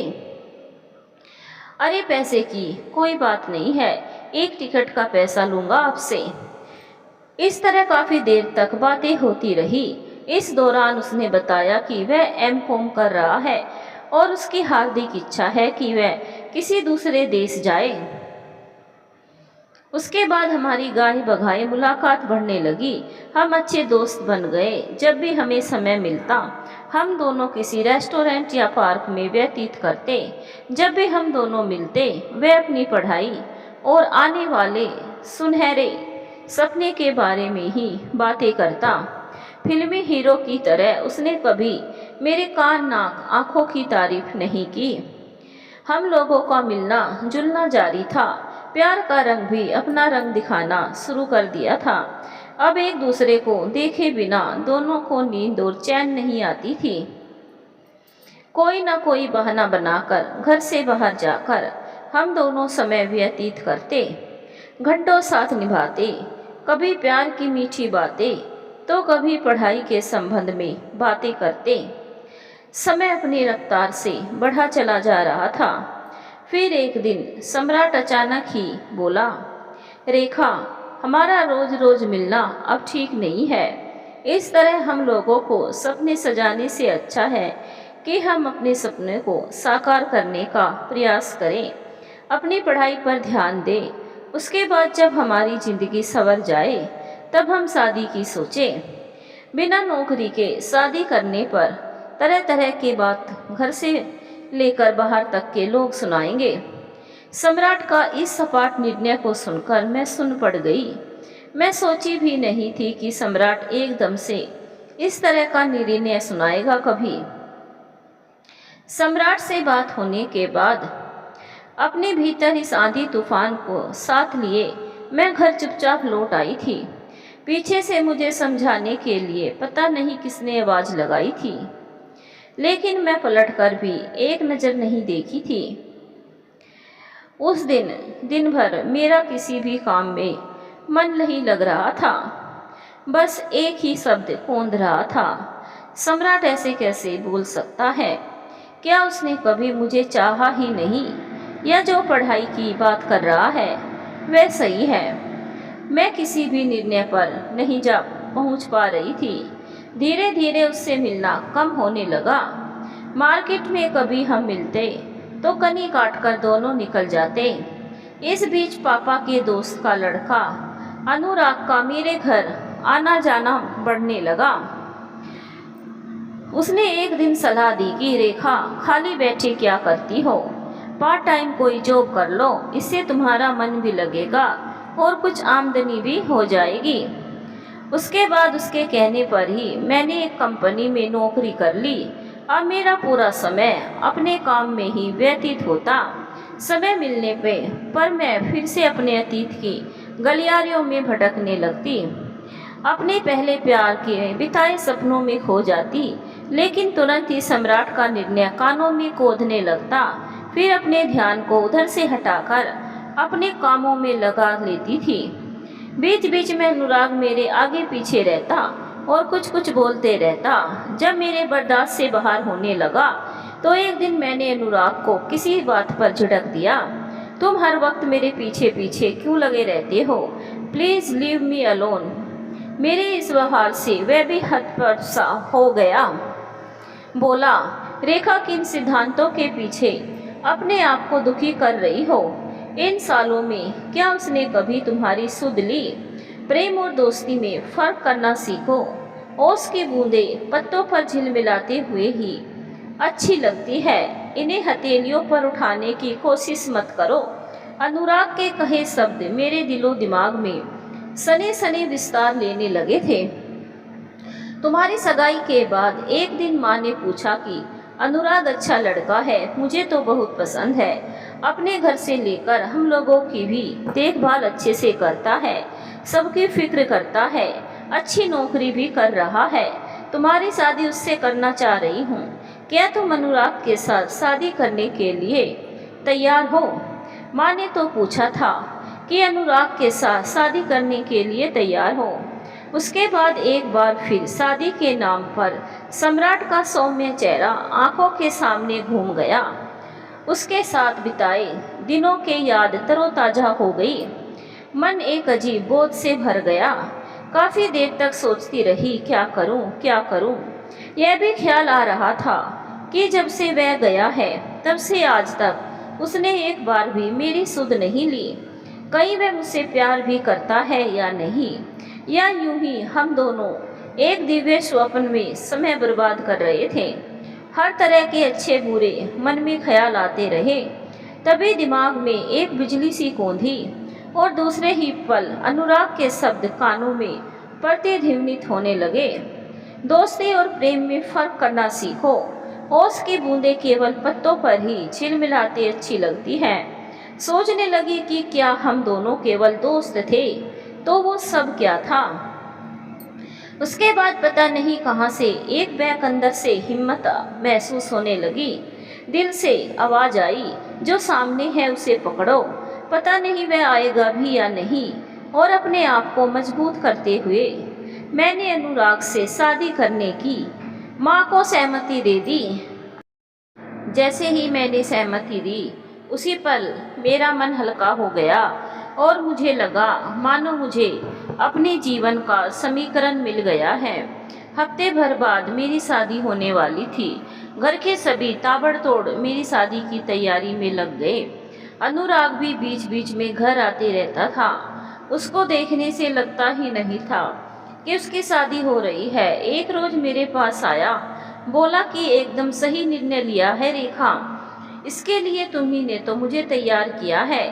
अगर उस दिन तुम नहीं समझाते तो मैं शायद अपने आप को अंधेरी कोठरी में ही बंद रखती। शादी के दिन ही सुबह की डाक से सम्राट का एक पत्र अप्रत्याशित रूप से मेरे नाम आया। एक बार मन में आया कि खोलकर पढूं कि आखिर लिखा क्या है। काफी देर तक उधेड़-बुन में लगी रही। कभी लिफाफे को देखती तो कभी उस पर लिखे अपने और उसके नाम को निहारती। फिर मन कर रहा था कि पत्र पढ़ ही लेती हूँ, मगर दूसरे ही पल यह सोचकर हाथ रुक गया कि जिस गांव बसना नहीं उसका पता पूछना क्या सही होगा। मेरे मन ने दृढ़तापूर्वक कहा कि नहीं, और दूसरे ही पल मैंने अपने पहले प्यार को पानी में बहा दिया। शायद ओस की बूंदों को हथेलियों पर सजाने का साहस नहीं था मुझ में। उसके बाद एकदम से खुशी से अपनी शादी की सारी रस्मों को पूरा करते हुए अनुराग से शादी की। शादी से पहले की जिंदगी को भूल गई और अपनी नई जिंदगी में अनुराग के साथ व्यस्त हो गई। अगर जीजा जी के साथ भी कोई थी तो उनको भूल जाना चाहिए था। हंसी खुशी आपके साथ नई जिंदगी व्यतीत करते। नताशा, अरे हट, तुम अब मुझे उपदेश देगी? हाँ, और सब कुछ ठीक नहीं होता। सब ठीक रहता तो जिंदगी स्वर्ग होती, यह घर। और मैं किससे कह रही हूँ? तो क्या अपनी राम कहानी लेकर बैठ गई? तो क्या जाने एक स्त्री के हृदय के लिए ये कितनी बड़ी बात थी, वह भी एक ऐसी लड़की के लिए जो हल्के फुल्के फ्लर्ट में भी विश्वास नहीं करती थी। पूरी निष्ठा से शादी का इंतजार करती रही कि वह अपना तन मन एक ही व्यक्ति को सौंपेगी। नताशा सोच रही थी कि वह क्या बताए रेखा को कि वह तो शादी से पहले छिप छिप कर कोर्स की किताबों में छुपाकर वह उत्तेजक किताबें पढ़ती रहती। लेकिन वैसा कुछ भी नहीं हुआ। वह प्यार की जंजीर में नहीं बंधना चाहती थी। वह एकमात्र के साथ ही अपना जीवन बिताने का सोच रखी थी। जब हम लोग शादी के बाद हनीमून के लिए जा रहे थे तो ट्रेन का रात भर का सफर उनके रूखेपन के कारण मेरा सफर रात जगह में ही कट गया। सोची चलो रात तो कटी, अब दिन कैसा कटता है देखती है। ट्रेन के सफर तय कर जब हम दोनों स्टेशन पर एक सुनियोजित योजना के तहत गाड़ी से उतरकर स्टेशन से बाहर आकर शिमला के लिए टैक्सी ले लिए, मैं टैक्सी के पीछे की सीट पर बैठ गई थी। सामान टैक्सी के पीछे डिक्की में ड्राइवर ने डाल दिया था। उसके बाद ड्राइवर किसी काम में उनसे बोलकर कहीं चला गया था। विक्रम जी टैक्सी के विपरीत तरफ मुंह फेरे पीछे हाथ बांधे खड़े थे, ड्राइवर का इंतजार कर रहे थे। मुझे इच्छा भी होती थी उनसे बात करने की, तो उनके रूखे व्यवहार के कारण मैं संकुचित हो जाती थी, कुछ नहीं बोल पाती थी। टैक्सी में बैठे बैठे खिड़की से चुपचाप बाहर का नजारा देख रही थी। सूर्योदय का समय था। पूरब की तरफ से पहाड़ों के बीच से निकलती सूर्य की किरणें बहुत ही सुहावनी लग रही थी। किरणें जब हरे भरे पेड़ पौधों से होकर धरती पर उतरती तो वह गजब का दृश्य लग रहा था। चिड़ियों की चहचहाट से वातावरण और भी संगीतमय हो रहा था। चारों तरफ देख ही रही थी, तभी मेरी नज़र हमारी टैक्सी से थोड़ी दूर पर खड़ी एक टैक्सी पर पड़ी थी। उसमें नज़र पड़ते ही मेरी नज़र उस टैक्सी और टैक्सी में लाल रंग की साड़ी में बैठी महिला पर थम सी गई। उसमें एक नई नवेली दुल्हन बैठी थी, वह घूंघट भी की थी। उसमें बैठे 4 लोग बाहर निकल रहे थे। जब टैक्सी से सभी लोग निकल गए और दुल्हन टैक्सी में ही रह गई थी, दूल्हा टैक्सी के पास खड़ा रह गया था। 3 आदमी टैक्सी से दूर एक होटल की तरफ बढ़ गए, शायद चाय पीने गए हो। उनके जाने के बाद वे अपना घूंघट हटाई। दूल्हा टैक्सी के बाहर खड़ा था। कभी कभी दुल्हन अपने चेहरे को घुमा रही थी। उसके चेहरे पर नजर पड़ते ही एक आहा निकली, बहुत सुंदर है। थोड़ी देर में दूल्हा पलटा और टैक्सी की छत पकड़कर खिड़की पर झुक गया। दूल्हा टैक्सी की खिड़की पर झुके झुके ही दुल्हन के कान में मालूम नहीं क्या क्या सरगोशियां करने लगा। दुल्हन भी आनंद लेकर कभी जोर से तो कभी धीरे धीरे से हंस देती थी। फिर दूल्हे ने टैक्सी की खिड़की पर झुके झुके दुल्हन के होठ अपने होठों पर भर लिया। दुल्हन शर्माकर जल्दी से अपने को छुड़ाकर सीट की दूसरी तरफ खिसक गई। शर्म से उसका चेहरा गुलाबी हो गया था। इधर मैं सोच रही थी कि कैसे कैसे लोग हैं दुनिया में जो राह चलते ये सब करते हैं, जरा भी नहीं सोचते कि लोग देख लेंगे तो क्या सोचेंगे। ये तो अपने में मस्त है, रहने दो इन्हें, आखिर इन्हें मौका मिला है तो ये समय क्यों गवाए, हमारे जैसे नीरस क्यों रहे। इस घटना को देखकर मेरा भी खून की रफ्तार तेज हो गई थी। लेकिन विक्रम थे कि टैक्सी की तरफ उल्टा मुंह किए हुए खड़े थे। उनकी बेरुखी, उनकी सपाट पीठ देखकर मेरे मन में शक पनपा था कि कहीं वे किसी और से जुड़े हुए तो नहीं है। नताशा अपनी कहानी बताते हुए रो में बहती जा रही है। उसकी आंखों से निरंतर गंगा जमुना की धार आहिस्ते आहिस्ते बहती जा रही है। जानती हो, अपने हनीमून ट्रिप पे विक्रम हर रात किसी फिल्म शो में बैठ जाते या डायगोनल रोड पर मुझे साथ लिए भटकते रहते, या फिर किसी ओपन थिएटर में रात तक बिठाए रखते। सिनेमा हॉल और ओपन थिएटर में भी हम दोनों एक अनजान परिंदे की तरह बैठे बैठे चुपचाप देखते रहते। मेरा मन एक हद तक के बाद चिड़चिड़ा हो जाता था। आखिर कितना घूमती, ना चाहते हुए भी कुछ बोल नहीं पाती थी। शादी से पहले कभी बात भी हुई रहती तो शायद बोलती कि चलो यार हो गया, घूमना कितना घूमेंगे, क्या हम लोग इसी तरह घूमते ही रहेंगे। फिर एक पल बाद शांत पड़ जाती। मन ही मन यह ख्याल भी आता कि ऐसे बोलने से कहीं मेरे बारे में भी गलत ना समझ ले। क्या करती, उनके साथ बिना मतलब का इधर से उधर घूमते रहती थी। सोचती कैसे आदमी है, नई शादी हुई है, नई दुल्हन साथ है, उसका भी ध्यान नहीं है। उनके रूखेपन से, किसी अनहोनी से मेरी बेचैनी बढ़ रही थी और कभी कभी अपने आप को ठगी सी महसूस करती। कुछ घंटों बाद मैं अपने को समझाई, ज़्यादा उतावला होने की ज़रूरत नहीं है, घूमते रहो, जगमगाते बल्बों और रंग बिरंगे होटलों को देखते रहो।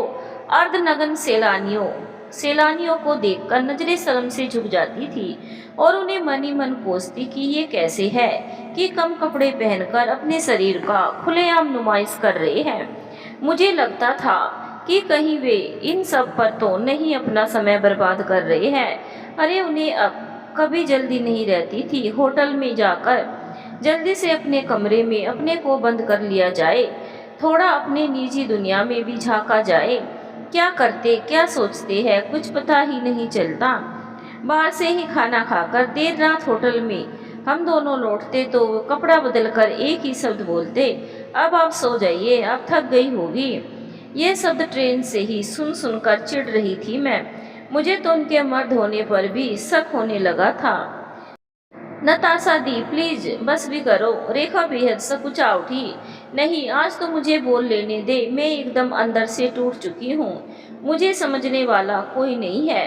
अपने मन को हल्का करने और अपनी तकलीफ बताने के लिए ही तो तुझे रोकी हूँ। क्या क्या कहूँ, ऐसा समझ लो मैं इस हवेली की मालकिन नहीं, मात्र केयर टेकर बनकर रह गई हूँ। रेखा एकदम अचंभित थी नताशा की बातों से। अब वह समझ चुकी थी कि नताशा उसके रोकने से आज नहीं रुकेगी। इसीलिए उसने पूछा, आप कौन के संबंध की बात पता कैसे चली? वही शिमला में अपने नई नवेली बीवी से घुमा फिरा कर कहना शुरू कर दिया था कि अगर मेरे जीवन में कोई और लड़की रही तो तुम्हें कैसा लगेगा। पहले तो मुझे विश्वास ही नहीं हो रहा था। उनकी बातों को अनसुना किए जा रही थी और चुप थी। सोच रही थी कि शायद वे मुझसे चुगल कर रहे हैं। लेकिन 2-3 बार उनके कहने पर मैं भी कहती कि मैं जान दे दूंगी या उसकी जान ले लूंगी। फिर भी उस समय उस बात को ही मजाक ही समझ रही थी। मुझे उनकी बातों पर विश्वास ही नहीं हो रहा था। रेखा नताशा की बातों को ध्यान से सुनते जा रही थी। सोच रही थी कि ये क्या बक रही है, कुछ भी बोले जा रही है। मैं इसकी बातों पर विश्वास भी करूं या नहीं? इनकी बातों से तो मैं विचलित हो रही हूँ। क्या करूं, कैसे इनको शांत कराऊं? ये अपनी बातों के सिवा दूसरा सुनना ही नहीं चाह रही थी। तभी उसके दिमाग में एक घंटी बजी। हो सकता है कुछ ना कुछ सच्चाई हो, तभी तो इतनी दुखी होकर सुना रही है। रेखा अपने को शांत की और पूछी, तो क्या दीदी, जीजा जी अपने संबंध को शिमला में ही स्वीकार कर लिया था या यूं ही अपनी बातों को गोल गोल लट्टू की तरह घुमा रहे थे? आशंका से रेखा का दिल धड़क उठा, अंदर तक थरथरा उठी थी। यदि ऐसा हुआ होगा तो किस तरह एक नई नवेली दुल्हन की कोमल पंखुड़ियां कुचल दी गई होगी। दीदी तो एकदम कटी पतंग की तरह बिन डोर के हवा में हिलोरे मार रही होगी। उसके सभी अरमानों पर पानी फिर गया होगा। उसके सारे सपने बालू की रेत की तरह बिखर गए होंगे। वह एक जिंदा लाश या एक जहरीली नागिन बनकर गई होगी। उस पल को कैसे सहन की होगी? तुमको अब भी मेरी बातों पर यकीन नहीं हो रहा है? तुम्हारे कहने का मतलब है कि ऐसा दिन हर किसी के जिंदगी में आता है। हाँ, ठीक कह रही हो, आता तो है, लेकिन शादी होते ही भूलता भी है। जानती हो, वे मुझे घुमाते हुए बीच के किनारे स्थित एक खाली रेस्तरां में ले गए। उस समय उसमें एक आदमी भी नहीं था। रेस्तरां के बाहर लंबे लंबे आराम करने के बेंच लगे थे और रंग बिरंगी छतरियां गड़ी थी। रेस्तरां के अंदर दीवारों पर फिल्म के हीरो हीरोइन का फोटो लगा हुआ था। एक तरफ दीवार पर पेड़ पौधे बने हुए थे। देखकर मन प्रफुल्लित हो रहा था, लेकिन अगले ही पल उनके रूखे व्यवहार से डर भी जाती थी। चाह कर भी उनका साथ नहीं छोड़ पाती, उनके साथ घूमने के लिए मजबूर थी। हम दोनों रेस्तरां में प्रवेश कर कोने में एक टेबल पकड़ ली। बैठते ही उन्होंने वेटर को 2 गिलास लस्सी का ऑर्डर दिया। वेटर लस्सी लाकर हमारे सामने रखकर चला गया। उसके बाद यह बात पूरी तरह विक्रम ने वहीं रेस्तरां में बताई। लस्सी का गिलास मेरे मुंह से लगा था, लेकिन लस्सी गले में फंस गई थी।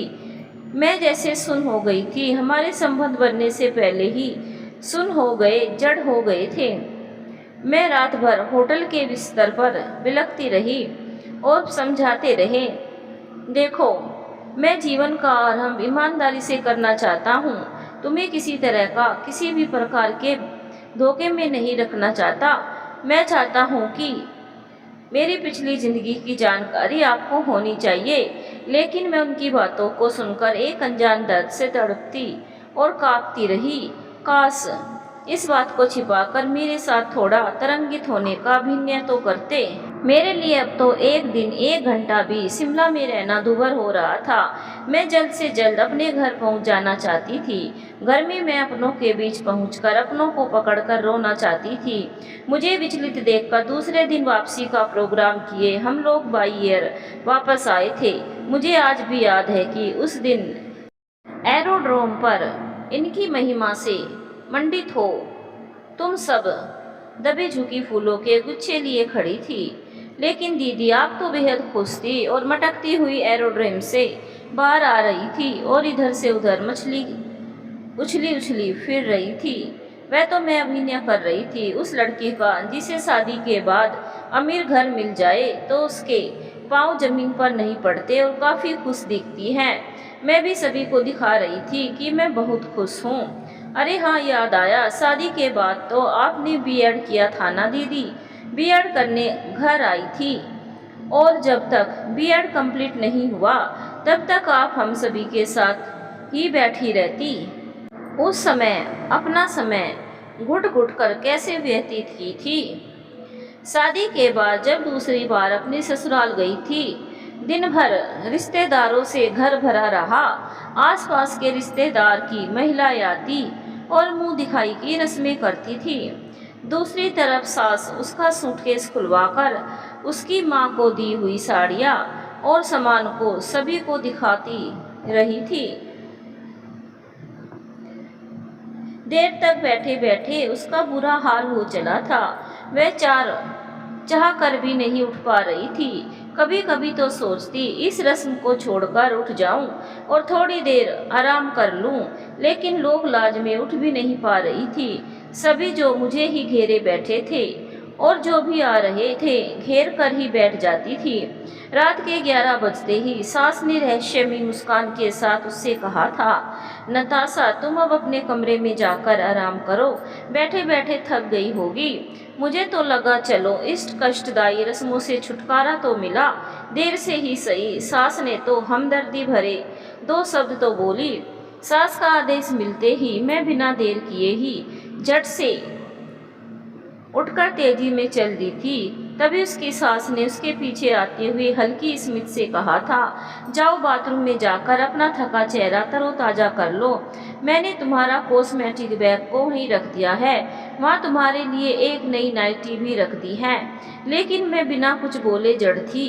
सास ने पुनः दोहराई, सुन रही हो बहू, तुम्हें ही कह रही हूँ मैं। हामी अपना सिर हिलाकर आगे बढ़ चली। तरोताजा होने की बात सुनकर मेरे कदम उठ ही नहीं रहे थे। फिर भी जाना था उनके साथ। उनके ही रूम में सोने भर की कल्पना से मेरा दिल बैठा जा रहा था, मन रुआसा हो रहा था, लेकिन करती भी क्या, दूसरा कोई रास्ता या उपाय भी नहीं था। अपने आप को समझाते हुए, धीरज रखो, सब ठीक हो जाएगा। मैं बाथरूम में क्यों जा रही थी समझ नहीं पा रही थी, लेकिन सास का आदेश था। बाथरूम के अंदर जाकर सास को सुनाने के लिए बाल्टी में से मग से पानी लेकर फर्श पर लुढ़काती रही थी। फिर ख्याल आया, क्या करेगी उस रेगिस्तान जैसी सूनी उजाड़ सपाट आंखों वाले के लिए सज धज कर। उसे तो मुझसे कोई मतलब ही नहीं है, वह तो मेरे लिए मरुस्थल समान ही तो है। थोड़ी देर बाद मैं जैसी थी वैसे ही अपने कमरे में चल दी थी। नताशा भारी मन से ना चाहते हुए भी बाथरूम से निकलकर होले होले विक्रम और अपने कमरे की ओर बढ़ी जा रही थी और सोचती जा रही थी, कैसे सामना करूंगी उनसे जिन्होंने मेरी सारी खुशियों को मिट्टी में मिला दिया है, मेरा जीवन नर्क करने जा रहा है। और क्या, मैं अपनी बर्बाद होती जिंदगी की मूक बने झेल रही हूँ। घर परिवार के चलते किसी से कह भी नहीं सकती। बोझिल मन से जब अपने कमरे के पास पहुँचती है तो देखती है कि दरवाज़ा बंद है। मन में ही विचार करती है कि काश दरवाज़ा अंदर से भी बंद हो, ताकि मैं बाहर ही हॉल में सो जाऊं। दरवाजे के बाहर ही खड़ी थी, तभी उसकी सास पीछे से आवाज देती है, बहू कोई बात है क्या? काफ़ी देर से देख रही हूँ कि तुम खड़ी हो, कोई तकलीफ हो तो अपनी माँ समझकर। क्या मैं तो माँ ही हूँ, बता सकती हो मुझसे? नताशा का हाल तो सांप चतुंदर का हो गया है, कैसे बताए कि उसके साथ क्या हो रहा है। नहीं माँ जी, कोई बात नहीं है, बस यूं ही खड़ी हो गई।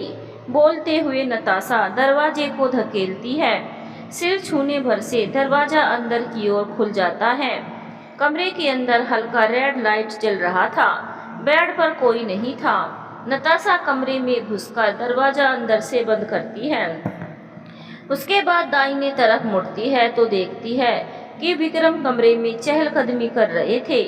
तो क्या वे उसकी आतुरता से प्रतीक्षा कर रहे थे? क्या उनके मन में उसके लिए कोई आकर्षण की किरणें फूट निकली है?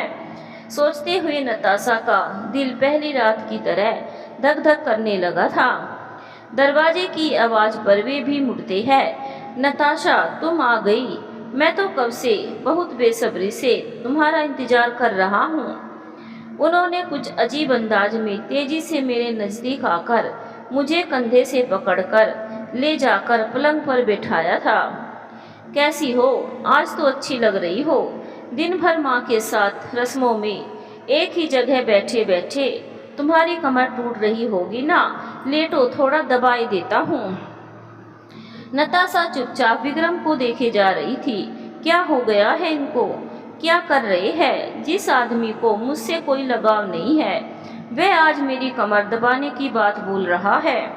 कहीं इनका दिमाग सही रास्ते पर तो नहीं आ गया, या कोई और रहस्यमय बातें तो नहीं है, क्योंकि यह आदमी अपने मतलब के लिए किसी भी हद तक जा सकता है। विक्रम थोड़ी देर इधर उधर की बात करने के बाद वे अपने मतलब की बात पर आ गए थे।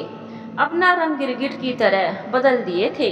नताशा, वह बहुत सीरियस है। कौन? मैं जानबूझकर अनजान बन गई थी। वही जिसके बारे में मैंने तुम्हें शिमला में बताया था। अरे क्या हो गया उसे? उसने बहुत सी नींद की गोलियां खा रही है। उसे अस्पताल में दाखिल करवा कर आया हूँ। मैंने कठोर शब्दों में कहा, मुझसे आप क्या चाहते हैं? मैं क्या कर सकती हूँ? मुझे तो कुछ समझ में नहीं आ रहा है कि मुझसे उसको कुछ फायदा हो। मर जाने दो उसे। वे गिड़गिड़ाने लगे थे। ऐसा मत कहो, अब जो भी कर सकती हो तो तुम ही कर सकती हो। तुम्हारे सिवाय कोई कुछ कर ही नहीं सकता। क्या ऐसा नहीं हो सकता कि तुम दोनों एक साथ रह लो? मैं तुम्हें कोई तकलीफ नहीं होने दूंगा। क्या कहा आपने? कोई तकलीफ नहीं होगी, हम दोनों साथ रह जाए। आपको ज्ञात भी है कि आप क्या बोल रहे हैं और क्या करवाना चाह रहे हैं। कभी एक म्यान में दो तलवारें रह सकती है भला? उसके बाद मेरा मुंह खुला का खुला रह गया था। कटीली फांसों से गला रुंध गया था।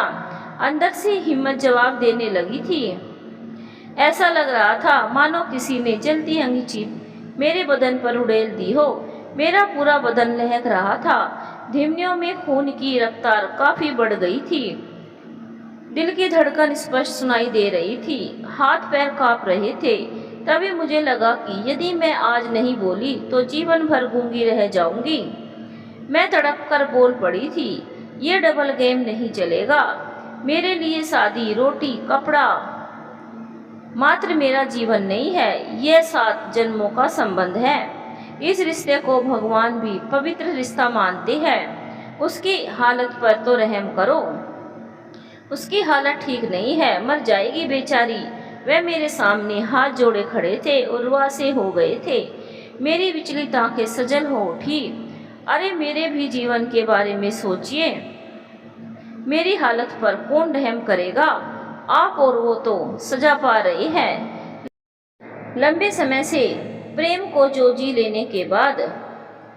लेकिन मैं तो विवाह के बाद के दिनों को से ही किस पाप की सजा भुगत रही हूँ। मेरा पति प्यार देने के बदले दूसरी औरत को रखने की बात कह रहा है। ऐसे पति से संबंध रखने से तो अच्छा है मुझे मर जाना चाहिए, और आप उसको मेरे साथ रखने की बात कर रहे हैं। अच्छा एक बात बताइए, अगर आप मेरी जगह होते और मैं किसी लड़के से प्यार कर रही होती और आपसे कहती आप दोनों एक साथ मेरे साथ रहो, क्या आप रह पाएंगे? विक्रम चुपचाप खड़े थे, लेकिन मैं जो भी बोल रही थी उस पर उनके चेहरे पर मात्र भाव आ और जा रहे थे। थोड़ी देर चुप रहने के बाद पुनः बोलना शुरू की। क्यों, आपने तो काफ़ी दिनों से उसे समझा रहे थे। उससे दूरी बनाने के लिए ही तो आपने मुझे बीएड करने के बहाने मायके पहुंचाया था। हो गया आपको उसे समझाना, उससे अलग हो गए। अरे आप क्या अलग होंगे उससे? अगर आपको उससे अलग ही होना होता तो शादी के तुरंत बाद ही उससे संबंध विच्छेद कर लिए होते ना कि मुझे मायके पहुंचाए रहते।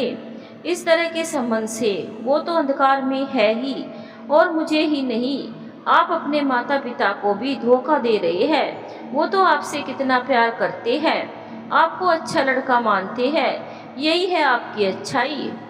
अभी मैं जाकर बताती हूँ उन्हें। जैसे ही मैं अपना पैर उठाई, वे अचानक ही मेरे सामने आकर मेरा रास्ता रोक लिया। थोड़ा गुस्सा होते हुए विक्रम बोले, अरे तुम कैसी औरत हो? एक औरत होकर उसका दुख नहीं समझ रही, उसका दर्द क्यों समझूं? वो होती कौन है मेरी? क्या आपको अब पति तो नहीं कहूँगी, सो कॉल्ड पति होकर मेरे दुख का अनुमान भी नहीं लगा पा रहे।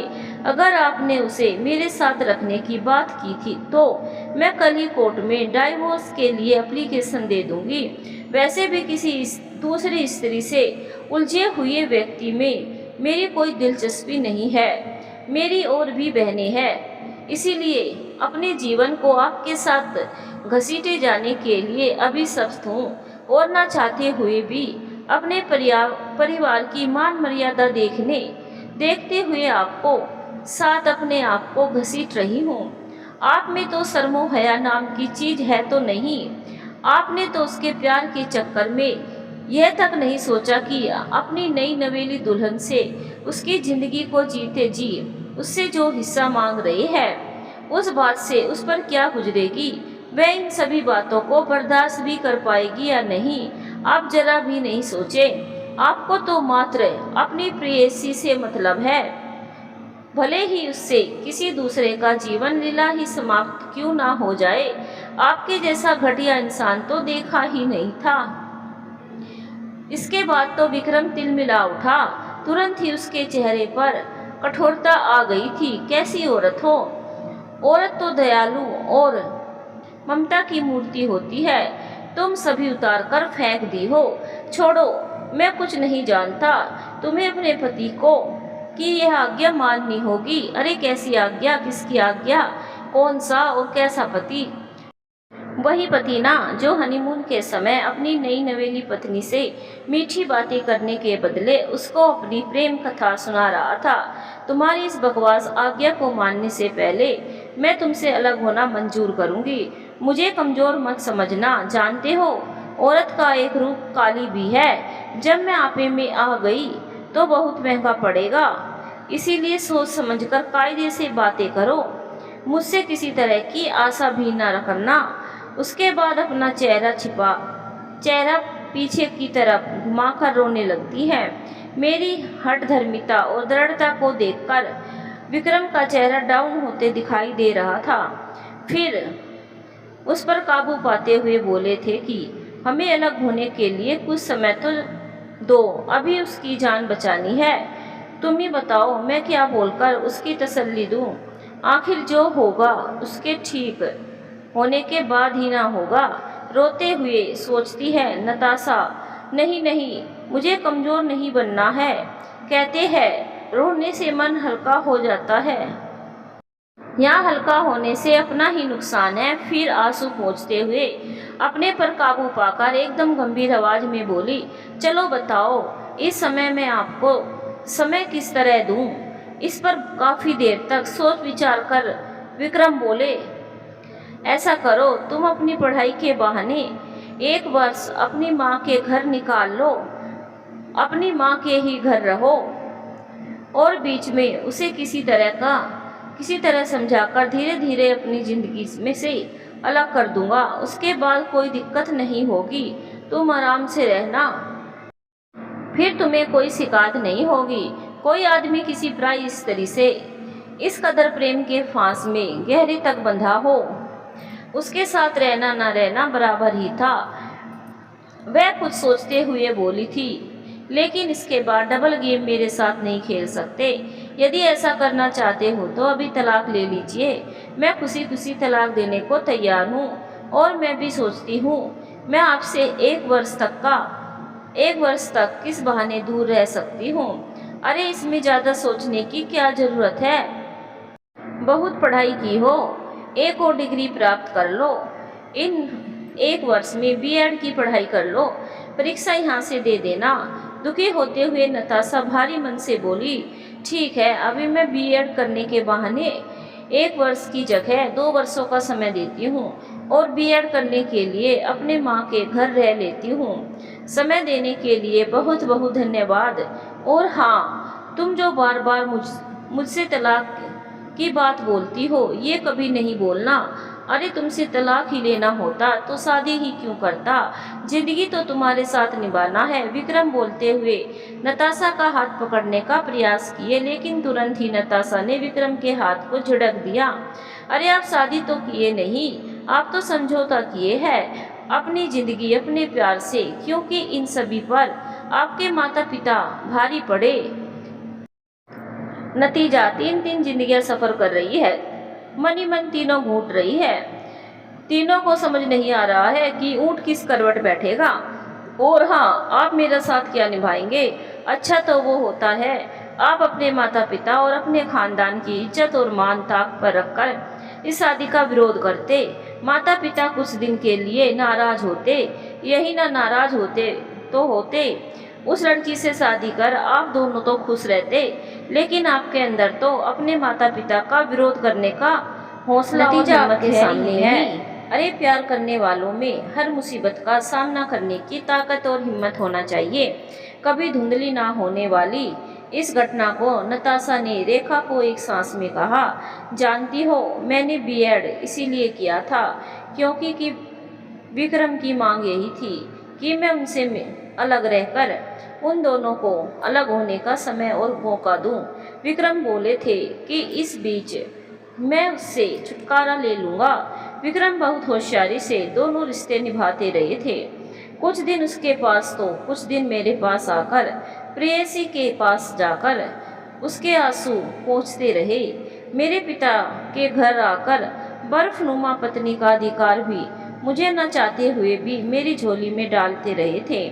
और मैं तुम लोगों को सफाई देती रही थी कि मैं बीएड इसलिए कर रही हूँ कि कभी ज़रूरत महसूस हो तो मास्टरनी की नौकरी कर लूँ। और तुम लोगों के बीच रहकर भी बीएड की पढ़ाई पूरा की और उनके साथ लोक लाज में पढ़कर अपनी जिम्मेदारियों को घुट घुट कर निभा रही हूँ। लेकिन आपने जीजा जी को इतनी छूट कैसे दी? क्या आपको जलन नहीं होती थी? आपने उनको रोका क्यों नहीं? घर वालों को बताया क्यों नहीं? अरे क्या विरोध करती, किसको बताती? अपना भी तो कुछ होता है।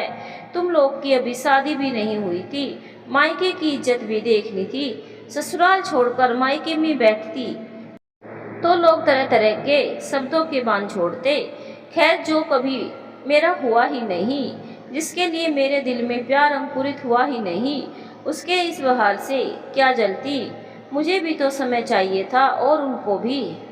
बिना समय के अचानक उससे संबंध को तोड़ना उनके बस की बात नहीं थी। या ऐसा कहो, कोई भी वर्षों के संबंध को अचानक नहीं तोड़ सकता। फिर सोचने के बाद मुझे उस लड़की पर भी तरस आया जिससे उसने दिल का रिश्ता जोड़ा। वह उसे नहीं मिला। मैं तो कभी कभी अपने घर वालों को भी कोसती, पल भर फिर सोचती, उसमें मेरे घर वालों का क्या दोष है? सारा दोष है तो विक्रम का है, जिसने शादी का विरोध नहीं किया और सत्य को छुपाए रखा। उससे भी अधिक तरस आया अपने आप पर, जिससे मेरा दिल नहीं जुड़ा। वह मेरे पल्ले बंध गया। इतने दिनों तक बर्दाश्त क्यों की? घुट घुट कर जीने से तो अच्छा था कि आप अलग भी हो सकती थी, सबको बता सकती थी, तलाक ले सकती थी, उसके बाद अपने मन मुताबिक नया जीवन गृहस्थी बसा सकती थी। अरे कहना बड़ा आसान होता है। क्या कभी सोची कि एक मध्यम वर्गीय परिवार की 3 लड़कियों में बड़ी बेटी जो नौकरी भी नहीं करती थी, वह अलग होकर जाती कहाँ? नया घर बसाती तो तलाकशुदा का मुहर रहता मेरे ऊपर। क्या पता जिससे शादी होती उसके साथ भी जीवन सेटल हो पाता या नहीं। गृहस्थ जीवन में बहुत कुछ सोचना पड़ता है। तुम्हारा क्या? तुम तो जो मुंह में आ रहा है बक रही हो। मैं अपनी जिंदगी को घिसटने के अलावा कर भी क्या सकती थी? मुझे दूसरा रास्ता नजर ही नहीं आ रहा था। जीजा जी उससे अलग होकर आपके वफादार तो रहे, या तुमको कैसे बताऊं, क्या बोलूं? तटस्थ और बिना दिल के आदमी की वफादारी और बेवफाई किया। वो उससे अलग होके क्या आज तक उसे भूल पाए हैं? क्या आज तक अपने दिल से पूर्ण रूप से अर्धांगिनी बना पाए हैं मुझे? सारी दुनिया और अपने परिवार के सामने शराफत का नकाब ओढ़े हुए रहने वाला आदमी मेरे से अकेले में दुश्मन की तरह व्यवहार करता है। जरा भी विश्वास नहीं होता कि वह मेरे पति है। मुझे बेइज्जत करने का कोई मौका नहीं चूकता। जब भी मौका मिलता है बेइज्जत कर ही देता है। थोड़ा भी नहीं सोचता कि मेरे अंदर क्या बीतती है। ऐसा करता है जैसे मेरे कोई इमोशन है ही नहीं। उसने सोचा था कि मैं गरीब परिवार की लड़की हूँ, इसीलिए वह अपने मन मुताबिक जब चाहे जैसा चाहे मुझे दबा देंगे। माँ बाप भी खुश रहेंगे और इनका प्रेम व्यापार भी आराम से चलता रहेगा। लेकिन मैंने उनके इन सारे सपनों को तहस नहस कर दिया था। मैंने उनके मनसबों पर मिट्टी में मिला दिया था। मैं खुश नहीं तो किसी को भी खुश नहीं रहने दूंगी। बस बिगड़िए दीदी, क्या क्या बके जा रही है? थोड़ा पर्दा भी तो रखिए। अरे कैसा और किससे पर्दा? मैं जो इतने सालों से अंदर ही अंदर घुट रही हूँ, उसका क्या? नताशा पूरी तरह बहक चुकी थी। विक्रम की आंखों से मैंने आज तक अपने लिए कभी भी रोमांटिक शरारत नहीं देखी। प्यार का एक रोचक क्षण भी नहीं गुजरा। प्यार की कोई मीठी बोल भी नहीं निकाली, चाहे मैंने कोई भी रंग पहना हो। लेकिन उनकी सपाट आंखों से मेरे लिए कोई भी रंग नहीं दहका। ऐसे रेगिस्तान को मैं झेलती जा रही हूँ, किसी बेजुबान मूर्ति के साथ घिसटती जा रही हूँ। ऐसा नहीं था कि विक्रम जड़ और भावना शून्य व्यक्ति। जैसे ही मैंने अपनी कोख में काव्या की आने की खबर सुनी, पहले तो मुझे विश्वास ही नहीं हुआ था। काफी देर तक सोचते रही यह कैसे हो गया। फिर अपनी उदासी पर काबू पाते हुए सोचने लगी कि क्या इस खबर को सुनकर आज विक्रम भी प्रसन्न होंगे या उसी तरह उदास और तटस्थ रहेंगे। कितने ही उपन्यासों, कहानियों में और हकीकत में भी उसने पढ़ा और देखा था कि यह क्षण पति पत्नी को आपस में बांधते हैं। शिशु दोनों के बीच एक सेतु के समान होता है, अपने माता पिता के अंदर कोमल भावनाओं को प्रफुल्लित कर देता है और माता पिता में भी उनका बचपन वापस लौट आता है। जब काव्या की मेरी कोख में आने की खबर डॉक्टर ने दी थी, उस समय डॉक्टर ने मुझे बिस्तर पर आराम करने की खास हिदायत दी थी, पर जहां उसका ध्यान किसे था, वह तो विक्रम के व्यवहार से चिंतित थी कि इतनी बड़ी जिम्मेदारी वह कैसे अकेली निभाएगी। विक्रम का तो थोड़ा भी ध्यान इधर नहीं होगा, वह तो अपनी प्रेयसी में ही मस्त रहेंगे। भगवान भी कभी कभी गजब की परीक्षा लेते हैं। वे जरा भी नहीं सोचे कि जब तक यह दो मुहा एक मुंह का नहीं हो जाता, तब तक यह खुशी मेरी गोद में क्यों डाल रहे हैं। क्या इस घुटन भरी जिंदगी में बच्चे की परवरिश का बोझ उठाने में सक्षम हो पाऊंगी? कैसे करूंगी बच्चे का पालन? क्या मैं अच्छी माँ बन पाऊंगी? सोचते सोचते कभी कभी वह कांप जाती थी कि कहीं विक्रम बच्चे के लालन पालन के प्रति तटस्थ ना रहे तो वह क्या करेगी। पर आशा की कोई किरण थी जो उसके अंदर नई चेतना का संचार करती थी। उसी चेतना के सहारे तो अभी तक अपना जीवन काट रही थी। लेकिन बच्चे की खबर की सूचना मिलते ही विक्रम के व्यवहार को देखकर नताशा को लगा कि अमृत स्थल में भी चेतना हिलोरे लेने लगी थी। लगता है बच्चे की खबर ने विक्रम के अंदर कोमल भावनाओं को प्रफुल्लित कर दिया है। उसका बचपन वापस आ गया है। विक्रम हर दिन स्वयं फ्रिज खोलकर देखते थे, फ्रिज में दूध, पनीर, मक्खन, फल सही मात्रा में है या नहीं, और उधर में पल रहे अंश तक वह सही मात्रा में पहुंच रहा है या नहीं। मैं समय से खाना वगैरह ले रही हूँ या नहीं, मतलब पूरे का पूरा ध्यान दे रहे थे। वह भरसक प्रयास करते कि मैं पूरी आराम करूं, हमेशा सजग रहते। एक दिन दोपहर में हम दोनों एक साथ टेबल पर खाना खाए। उतने समय तक वे एक शब्द भी बातें नहीं की। मुझे उनके व्यवहार से लगा कि अब वे धीरे धीरे अपने पुराने रूप में आ रहे हैं। मुझसे मुंह मोड़ना शुरू कर दिए, क्योंकि एक बार जो दूध से जल जाता है वह छाछ भी फूंक कर पीता है। मैं भी उनसे सतर्क रहकर अपने मन को मजबूत किए चल रही थी। पता नहीं कब वे अपने में आ जाए। यही सब विचार करते हुए खाना खत्म कर थाली किचन में रखकर अपने बेड पर आकर आराम करने लगी। वह पलंग पर लेटी हुई चाइल्ड केयर की किताब पढ़ रही थी। विक्रम पास की कुर्सी पर बैठे हुए अखबार पढ़ रहे थे। पता नहीं उन्होंने अखबार में क्या पढ़ा। वे अखबार को मेज पर रखकर पुल्लक से भरे अपनी जगह से उठकर मेरे पास आकर मेरे उभरे पेट पर हाथ फिराकर कान लगाकर उसके उदर में पल रहे अपने अंश की धड़कनें गिनने लगे और शरारती मुस्कान से उसे देखने लगे। पहली बार जब वह मेरे उदर से लगे अपने अंश को अस्तित्व को महसूस कर रहे थे, तब पहली बार मैंने उनके चेहरे पर शरारती मुस्कान देखी थी। लेकिन मैं जल उठी थी। मेरे अंदर उनके प्रति दबे गुस्से ने बाहर निकलने का प्रयास किया और गुस्से से मैंने उन्हें परे धकेल दिया था।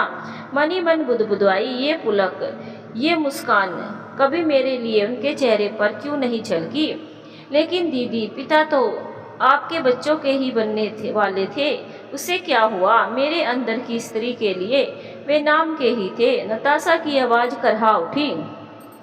कभी घुटती रही तो कभी शादी के पहले ही स्वच्छंद जिंदगी को याद करती रही। उन्हीं की यादों में समय दिन बीतता गया।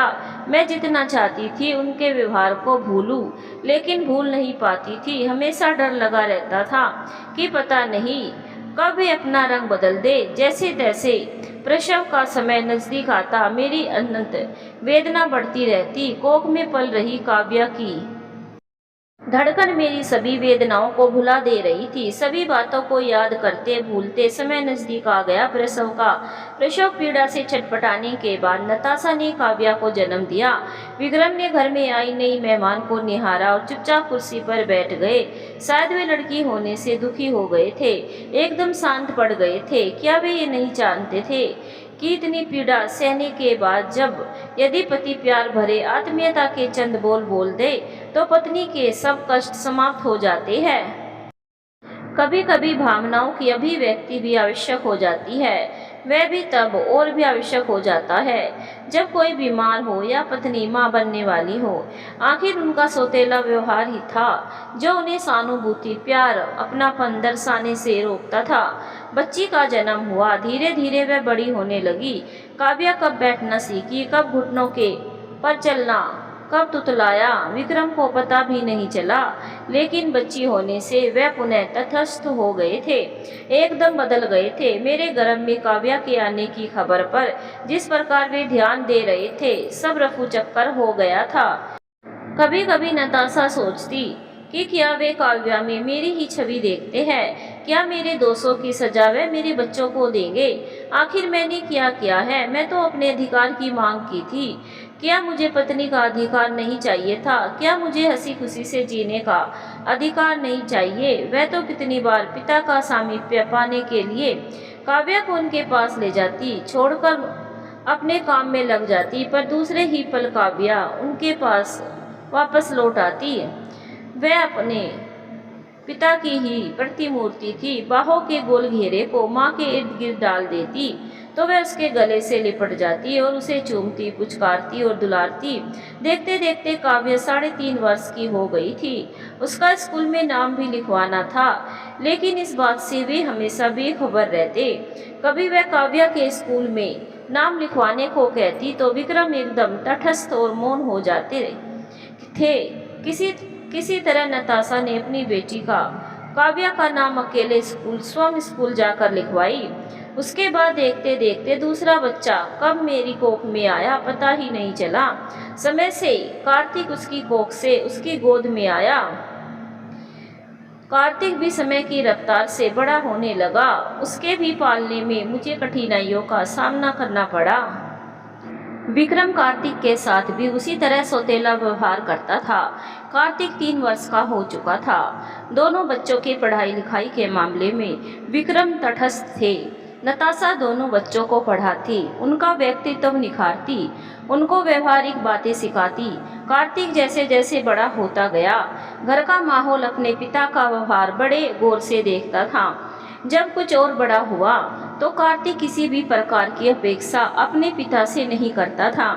वह भी अपने पिता से दूरी रखना शुरू कर दिया था। उनसे कुछ भी नहीं मांगता था। जो भी उसे चाहिए होता बस अपनी माँ से ही मांगता था। घर से बाहर जाना हो, बाजार से कुछ लाना हो, दोनों माँ बेटा साथ चले जाते थे। बाजार से खरीदारी कर लाते। उसे जो भी कहना होता था वह अपनी माँ के माध्यम से ही अपने पिता को कहलवाता था। विक्रम अपने ही घर में मेहमान बनकर रह गया था, एकदम चुप और शांत हो गया था।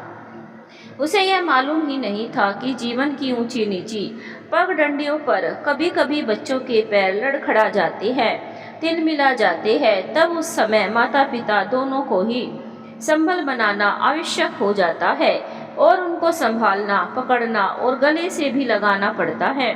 यदि मनुष्य स्वयं को सबसे काट कर दूरी बना ले तो दूसरे लोग भी तो उससे बहुत दूर होते जाते हैं, उससे बातें भी करना नहीं चाहते। कार्तिक एक बार स्कूल से चहकता हुआ घर आया और बोला, मामा जानती हो आज वार्षिक उत्सव में मुझे 3 पुरस्कार मिले हैं। नताशा कार्तिक को अपनी बाहों के घेरे में लेते हुए, अरे वाह, बहुत खुशी की बात है बेटा, आज तो पार्टी बनती है। बोलो बोलो कहाँ चलते हैं? आज तुम जहाँ बोलोगे वहीं चलेंगे। बड़े गंभीर आवाज में कार्तिक बोला, अरे माँ, मेरी माँ की जहाँ इच्छा होगी वहीं चलेंगे। मुझे तो बस माँ का आशीर्वाद मिलना चाहिए। बस इसी तरह जिंदगी के हर मोड़ पर आगे बढ़ता जाऊं।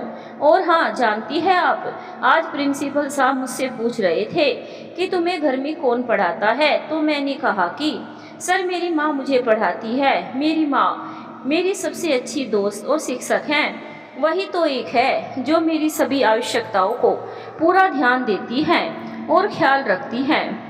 कार्तिक की बातें सुनकर मेरी आंखों से आंसू छलछला आए। उसे अपनी गोद में लेते हुए मैं बोली, तुमने ऐसा क्यों कहा? तुम्हें बोलना था कि माता पिता दोनों ही पढ़ाते हैं। वहीं बगल में बैठे विक्रम हम दोनों की बातें बड़े गौर से सुन रहे थे।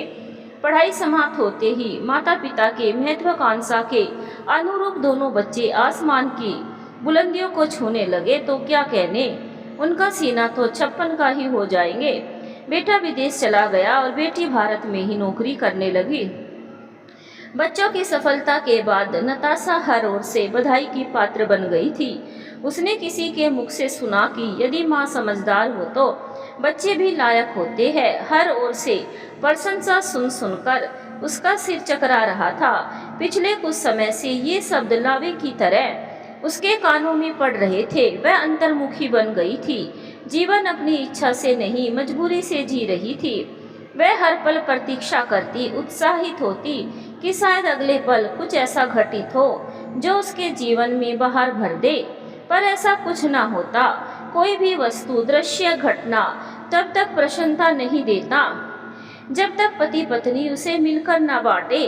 जानती हो रेखा, जिंदगी रूपी बैलगाड़ी के दो पहिया होते हैं। पति पत्नी दोनों अगर सही दिशा में चल रहे हैं तो गाड़ी सही चलती है। अगर एक दूसरे तरफ खींचे तो लड़खड़ाती है, और अगर उसमें से एक टूट जाए तो जिंदगी बैठ जाती है। यहाँ तो लोगों के दिखावे के लिए दोनों पहिया सही सलामत काम कर रहे हैं, लेकिन दूसरा तो समझ रहा है ना कि पहला जिंदगी की बैलगाड़ी खींचने में वह उसे कितना सहायता कर रहा है। मैं भी बिना सहारे के कितनी बैलगाड़ी खींचूं। अब लड़खड़ा गई हूँ, हिम्मत साथ नहीं दे रही है। अंदर से एकदम टूटी हुई, अपने को कमजोर महसूस कर रही हूँ। उसके बाद नताशा पुनः सिसकने लगती है, अपनी बाहों से पकड़कर चुप कराती है। नताशा दीदी, बस थोड़ा कड़े आवाज में रेखा बोली। अरे बस कैसे करूं? आज तू मुझे मत रोक, मेरी बातों को पूरा कर लेने दे। मेरे मन में दबी पीड़ा को मत रोको। जानती हो, बरसों निर्लिप्त भाव से विक्रम ने पैसा कमाकर मेरे हाथ पर रखा। बरसों निर्लिप्त भाव से मैंने घर चलाया है। हम दोनों ने बहुत अच्छी तरह से दुनियादारी निभाई है और रिश्तेदारी निभाई है। हमने शरीर की मांग को भी भोगा है। सभी कुछ तो हुआ तो फिर कमी कहाँ रह गई दीदी? ये तुम नहीं समझ सकती। कोई भी मेरी तकलीफ को नहीं समझ सकता। अपनी मांगे पूरी होते ही हम एकदम से वही बन जाते हैं, एक पुरुष जो अपनी प्रेयसी को पा नहीं सका, और एक स्त्री, ऐसी स्त्री जो किसी दूसरी स्त्री की झूठन को कभी अपना नहीं पाई। साथ रहने से सब कुछ मिल तो नहीं जाता। रेखा चुपचाप यह सब सुनकर हैरान थी। नताशा दी, आप दोनों तो पति पत्नी का अभिनय तो दुनिया के सामने बखूबी कर गए। आप दोनों तो एकदम परफेक्ट एक दूसरे के लिए लगते हैं। कोई तो समझ नहीं पाया कि आप दोनों के मन में एक दूसरे के प्रति इतना मेल जम गया है। पति पत्नी तो हम सच में थे, हाँ, प्रेमी प्रेमिका कभी नहीं बन पाए। इसीलिए सारी जिंदगी मैंने एक सपाट सुने मन से गुजार दी। वे अपने बिजनेस के बहाने मुझसे दूर भागते रहे और मैंने भी समय गुजारने के लिए घर में ही एक प्ले स्कूल शुरू कर ली थी। लेकिन उसके बाद दिन भर अकेले घर में अपने बेड पर लेटे लेटे पंखे की स्पीड देखती रही थी। हाँ, हम लोगों की नज़रें भी आप पर ही टिकी रहती। उस सौंदर्य, उस अस्तित्व का उन्होंने अपमान किया है, कभी मुझे चाहने का अभिनय किया और उसी के सारे में जिंदगी जीती चली जाती। उत्तेजना से नताशा दी हाँफने लगी। भावनाओं में डूबी उसकी आंखों से मोतियों की धार निकल रही थी। उनका चेहरा लाल हो चुका था तथा उनके शरीर पर चढ़ी कोमल मांसल परत भी थरथराने लगी। रेखा की नजर नताशा के माथे पर अंधेरे में भी चमकती सुनहरी और लाल बिंदी पर अटक गई। रेखा सोच रही थी, इस भरे बुरे बंगले की स्वामिनी की बात पर विश्वास करना कितना कठिन लग रहा है। विक्रम को भी उसने हमेशा संतुलित व्यवहार करते देखा है। दोनों को देखने से कभी भी ऐसा कुछ नहीं लगा। नताशा दी, कहीं ऐसा तो नहीं कि जब हमारे पास सब कुछ होता है तो हम दुखी होने का कोई ना कोई कोना ढूंढ लेते हैं, कोई बहाना गढ़ लेते हैं। तुम यही समझती है कि यह गढ़ा हुआ बहाना है, मैंने मन घड़त बातें बनाई है। यह तुम्हारी सोच है, जो तुमको समझने हो समझती रहो, मुझे कोई परवाह नहीं है। उनकी जोर की आवाज़ अंधेरे को भी चीर कर रख देती है। कांपती आवाज़ से पुनः बोलना शुरू करती है। जिस तरह पत्नी बनना, माँ बनना एक स्त्री की संपूर्णता है, उसी तरह प्रेमिका की तरह अपने चाहने वाले के प्रति अपने संपूर्ण नारीत्व के समर्पण का सुख भोगना भी नारी की एक तीसरी संपूर्णता है। प्रेमी चाहे उसका पति ही क्यों ना हो, एक स्त्री प्यार में एक पुरुष में अपने आप को विलय कर देती है, अपना सब कुछ उसे निछावर कर देती है। पति पत्नी का संबंध रिश्ते की ऐसी डोर है जिसमें ना तो तनाव होना चाहिए और ना ही कड़वाहट। दोनों के रिश्ते में आपसी समझ और एक दूसरे के साथ की ऐसी ललक होनी चाहिए जिससे रिश्ते में मुस्कुराहट और मधुर भावनाओं की मिठास हमेशा बरकरार रह सके और पति पत्नी के बीच में प्यार हमेशा बना रहे। और मैं उसके लिए तरसती रह गई। क्या तुम इस सुख को जानती हो? इस सुख को तो मैं तो नहीं जानती। मेरा सुख, मन का सुख कभी नहीं बन पाया। देह से गुजरता हुआ रेत की तरह फिसलता चला गया। लेकिन दीदी, मैंने तो संपूर्ण रूप से एक दूसरे पर आसक्त पूर्णतः संतुष्ट पति पत्नी आज तक नहीं देखे। दुनिया के प्रत्येक पति पत्नी में कोई ना कोई कमी रहती ही है और जीवन उनका हर्षोल्लास से चलते रहता है। वो तो कभी किसी से कोई शिकायत नहीं करते। यह भी जान लो दीदी कि शादी दो लोगों का जन्म भर का रिश्ता होता है जिसमें सिर्फ प्यार की ही अपेक्षा की जाती है, साथ रहते रहते एक दूसरे के गुणों की तारीफ करते हुए। एक समय ऐसा भी आता है जब दोनों एक दूसरे की आलोचना भी करने लगते हैं। ऐसे में उन्हें अपने साथी की खूबियां भी कमियों के रूप में नजर आने लगती हैं। यह ऐसी स्थिति है जब पति पत्नी में तकरार उत्पन्न होने लगती है, क्योंकि उस समय रिश्तों में तनाव पनपना शुरू हो जाता है। जीवन साथी से प्यार बढ़ाना हो तो इन बातों का हमेशा रखे ख्याल। जो इन बातों का ख्याल रखते हैं उनका जीवन आनंदमय व्यतीत होता है। क्या यह सब एक तरफा होना चाहिए? बाकी तो तू सही कह रही है, लेकिन हमारे बीच में ना कनेक्शन ही तो नहीं बन पाया। अगर मेन कनेक्शन बन जाता तो बाकी बातें तो गौण हो जाती। जान लो, इतने अजीब दुख को ना जाने कितने सालों से झेलती रही हूँ कि किसी से भी कह नहीं सकती। बस अंदर ही अंदर घुटती रही हूँ। मेरा पूरा जीवन दुनिया की दुनियादारी निभाते हुए बीता है। आज उम्र के इस ढलान पर भी मेरे अंदर एक अछूती कुंवारी छिपी बैठी है जो उस प्रेम के लिए तरसती है जिससे कोई भी पुरुष प्रेमी अपने मन में सुकोमल प्रेम की जोत जलाए नारी देह को समेटता है। उसके बाद सब्र के सारे बांध तोड़ नताशा सिसक उठती है, रोती है, फिर सिसकती है। वह सोम अपनी आँख पोंछती है, सिसकते हुए आगे कहती है, जान लो रेखा, लोगों के बीच, समाज में, हंगामों में बच्चों के साथ हम पति पत्नी होते हैं, लेकिन जब हमारे बीच समाज का शोर शराबा नहीं होता, बच्चे नहीं होते, सेक्स नहीं होता, तो हमारे बीच कुछ भी नहीं होता। एक दूसरे से बातें भी नहीं करते। तब हम बेहद अनजान व्यक्ति बन जाते हैं। जब अपने ही घर में बेहद अनजान बन जाता है आदमी और घर का कोई आदमी उससे बात तक नहीं करता, तो हम इस एकांत से घबराकर बाहर आने के लिए छटपटाने लगते हैं। मैंने तुझे आज इसीलिए ही जबरदस्ती रोक लिया। तूने देखा नहीं, जैसे ही उन्हें पता चला कि घर की आखिरी मेहमान तू भी जा रही है, तो वे अपना सूटकेस उठा स्वयं ही बिजनेस टूर पर पहले ही निकल गए, क्योंकि ढेर से हंगामों के बाद उनका अजनबीपन हमें कचोटता है। घबराहट होने लगती है। अचानक हुए सूने घर से भूतों जैसा आभास होने लगता है और काफ़ी डरती हूँ। अकेले रहने से घर काटने को दौड़ता है। अपने बीच की बरसों की चुप्पी हमें जहर लगती है। दीदी, आपके हिसाब से तो पत्नी भी नाम की हो सकती है। बिल्कुल, मैं भी तो उन्हें नैसर्गिक पत्नी प्रेम नहीं दे सकी, बस ड्यूटी बजाती रही। किसी और औरत के प्रेम ने से उन्हें परितृप्य जरूर रखा है। फिर भी हमने अपने बच्चों को पढ़ा लिखा कर शादी ब्याह करके अपनी गृहस्थी को आखिरी मुकाम तक पहुंचाने का प्रयास कर रहे हैं। 2 में से बच्ची की शादी हो गई, बेटा रह गया, उसकी भी जल्द शादी कर देंगे।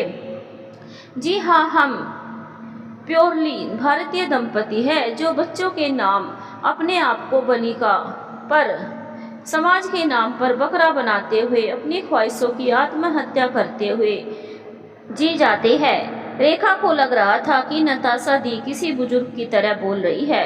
बदले में उन्हें कुछ नहीं मिलता। बच्चों की खुशी, सामाजिक प्राणी होने की खुशी, एक पारिवारिक आत्मीय सुरक्षा।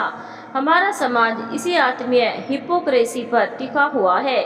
इट्स माई लाइफ की तर्ज पर जीने वाले देशों के बढ़ते हुए संबंध विच्छेदों के आंकड़ों की खबर तो आपको भी होगी। शायद तुम ठीक कहती हो।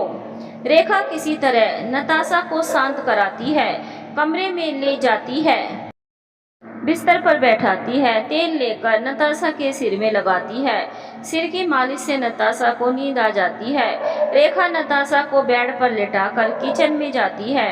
थोड़ी देर खड़े खड़े अपने आप से पूछती है, क्या बनाऊं? खाना तो बनाना ही होगा, लेकिन खाने का मन कर ही नहीं रहा है। दीदी जो इतना 3 घंटों से खिला रही थी, वह किसी खाने से कम था क्या? उसी से पेट भर गया है। अरे लेकिन पुराने लोग कहते हैं कि रात में खाली पेट नहीं सोना चाहिए। उस हिसाब से खाना तो खाना ही पड़ेगा, लेकिन बनाने की इच्छा नहीं है। बड़बड़ाते हुए किचन के बर्तनों को पलटने लगी तो उसे दिन का खाना मिला जो घर के मेहमानों के लिए बनाया गया था।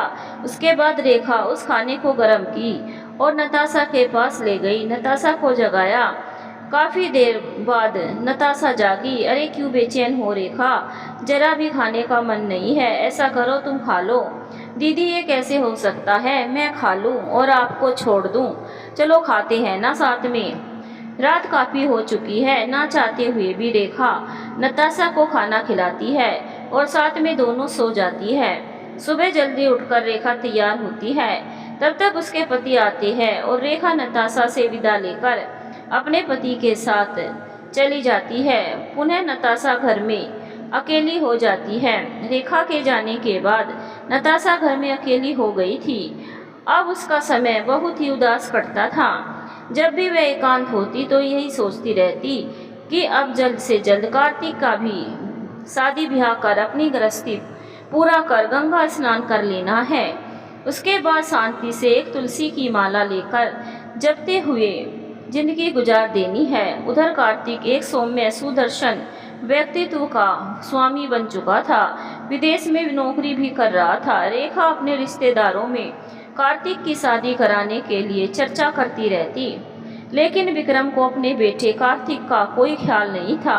वह ऐसे रहता मानो उसे जैसे अपने बेटे के प्रति कोई कर्तव्य है ही नहीं। वह भूलकर भी कार्तिक की शादी की चिंता नहीं करता था। नताशा के अपने रिश्तेदारों से कार्तिक की शादी कराने की चर्चा पूरे जोरों पर हो गई थी। अब उसके कार्तिक की शादी के लिए ऊंचे ऊंचे घरानों से विवाह के प्रस्ताव भी आ रहे थे, लेकिन नताशा के लिए सबसे बड़ी दिक्कत तो यह थी कि वह चाहकर भी कार्तिक को शादी के लिए मानसिक रूप से तैयार नहीं कर पा रही थी, क्योंकि वह अपने पिता का स्वभाव देखकर और घर की स्थिति और अपनी माँ के हालत को देखकर अब उसका स्वभाव बेहद चिड़चिड़ा हो गया था। बात बात पर वह चिल्लाता, अपशब्द कहता और अपनी माँ को अपमानित करता था। नताशा अब सोचती कि कितने परिश्रम से उसने बेटे को पाला पोसा था। दिन रात की उसकी तपस्या के बदले उसे क्या मिला? अब तो बेटा भी उसे कोई कद्र नहीं करता, आए दिन उस पर झुंझलाते रहता है। अतः नताशा अतीत की सोचों से निकलकर वर्तमान में आ गई और हार कर एक दिन वह अपने बेटे कार्तिक को फोन कर तुरंत अपनी तबीयत खराब होने की बात बोलकर अपने पास बुलाई। माँ की तबीयत खराब होने की खबर सुनकर कार्तिक काफ़ी विचलित हो गया।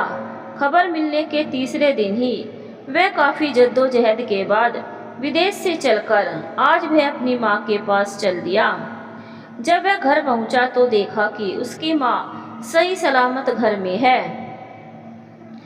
अपनी माँ को सही सलामत देखकर बोला, क्या हुआ माँ? तुम तो बिल्कुल ठीक हो, फिर क्यों बुलाई?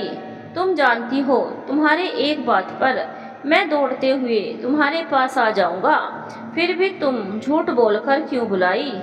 कौन सी आफत आ गई कि इतनी जल्दी मुझको बुलाना पड़ा तुम्हें? नताशा बोली, अरे पहले आराम तो कर ले। नहीं माँ, मुझे आराम नहीं चाहिए, मुझे तो बस जवाब चाहिए। जानती हो कितनी बेचैनी इसमें मैं आ रहा हूँ। अरे कैसा जवाब? मैं 2 महीने पहले ही ना काव्या दीदी की शादी से वापस अभी तो गया हूँ। अरे ऐसी कुछ बात नहीं है, घर में अकेली पड़ी पड़ी अजब गजब के ख्याल आ रहे थे। तुम्हें देखने के लिए व्याकुल हो गई, इसीलिए बुला लिया।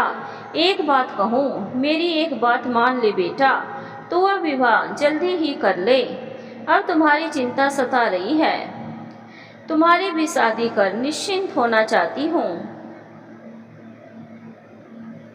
इतना सुनते ही वह अपने पिता के सामने ही जोर से चीखा था, क्या कहा शादी? क्यों करूँ शादी? तुम्हें क्या मिला शादी करके? तुमने अपना सारा जीवन दुखी सहा, तुमने इस घर की खुशी के लिए स्वयं को मिटा डाला, बदले में तुम्हें क्या मिला? पिताजी से पूछो कि क्या शादी करना जरूरी है? कार्तिक कटाक्ष पर कटाक्ष कर रहा था। नताशा कार्तिक के कटाक्ष को अपने मौन रूपी तलवार से काटे जा रही थी, जब तक वह बर्दाश्त कर सकी। सहसा नताशा घायल शेरनी की तरह दहाड़ उठी थी। अरे कार्तिक, मुझे आश्चर्य हो रहा है तेरी बुद्धि पर। 28 वर्ष के जीवन में तुम्हारे पिता का कितना साहचर्य मिला मुझे, तुमने देखा भी और अनुभव भी किया। जानते हो, भारतीय संस्कृति के संस्कार विद्यमान है मेरे अंदर। मैंने सदैव उनकी सहचरी बनने की चेष्टा की, लेकिन ये हमसे तुमसे दूर भागते रहे। जितना मैंने इन्हें बांधने का प्रयत्न किया, हम सभी उतने ही बिखरते गए। अब तो झुकते झुकते मैं टूट गई हूँ, नहीं सहा जाता अब यह तुम्हारा भी तिरस्कार। इन जैसा पाषाण हृदय वाला व्यक्ति शायद ही कोई दूसरा हो। एकदम पूरे तटस्थ रहकर देखते रहते हैं। सुनो, मुझे अपना आखिरी कर्तव्य पूरा करने दे मेरे बच्चे। तेरी शादी मुझे कर लेने दे, मत रोक। मुझे ग्रस्त जीवन का यज्ञ को पूरा कर लेने दे बेटा। विक्रम अवाक खड़े थे। वे सोच रहे थे कि यह सब हो रहा है, क्या जवाब दूं? उसने कभी सोचा भी नहीं था कि नताशा के उद्गार ऐसे प्रकट होंगे। वह कभी इस तरह फूट पड़ेगी। कार्तिक काफी देर तक अपनी माँ को देखता और उनकी बातों को सुनता रहा।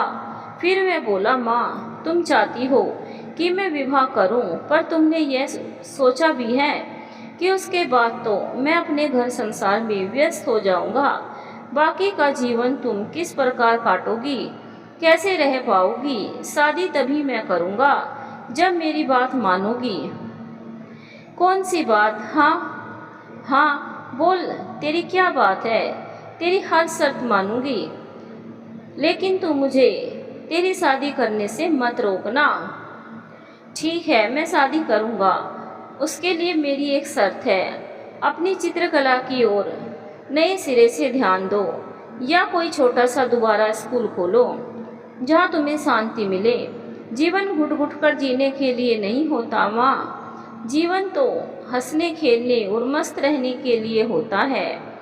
नहीं नहीं, मेरे इन्हीं गुणों ने तो मेरा सुख छीना है। अब मैं कुछ नहीं कर सकती। नताशा ने गंभीर स्वर में कहा, यदि तुमने पहले प्रतिरोध किया होता, दृढ़ निश्चय किया होता, तो आज ये दशा होती तुम्हारी। समर्पण करती रही, झुकती रही, टूटती रही, लेकिन क्यों? तुम्हारा दोष क्या था? कार्तिक उत्तेजित होकर बोला, यदि ऐसा नहीं करती तो मेरा व्यक्तित्व क्यों ऐसे बिखरता? क्या मैं पहुंच सकता था इतनी ऊंचाई पर? मैंने जो कुछ किया ठीक ही किया। नताशा की आंखें भर आई थी और वह सिसक रही थी। पर अब तुम वही करोगी जो कार्तिक कहता है, यह शब्द विक्रम ने कहा था। बहुत कुछ तुमने मेरे कारण खो दिया। अब तो बीता हुआ समय कभी वापस नहीं आएगा, पर आने वाले कल को संवारा तो जा सकता है। अब मैं तुम्हें और नहीं टूटने दूंगा। जीवन के बाकी दिन हम मिलजुल कर बिताएंगे। क्या कल कार्तिक के लिए लड़की देखने चलोगे? नताशा ने पति की ओर देखा। विक्रम ने अपनी सहमति दे दी। इसके बाद नताशा एकाएक मुस्कुरा दी। अब वह अकेली कहाँ थी? उसका जीवन साथी यानी विक्रम, उसका बेटा कार्तिक, सब उसके साथ थे। उसके जीवन का अंधकार समाप्त हो चुका था। नताशा के दुखों का बादल छट चुके थे। नताशा अपनी कड़ी तपस्या में सफल हो गई थी। अब उसका घर संसार फिर से बस चुका था।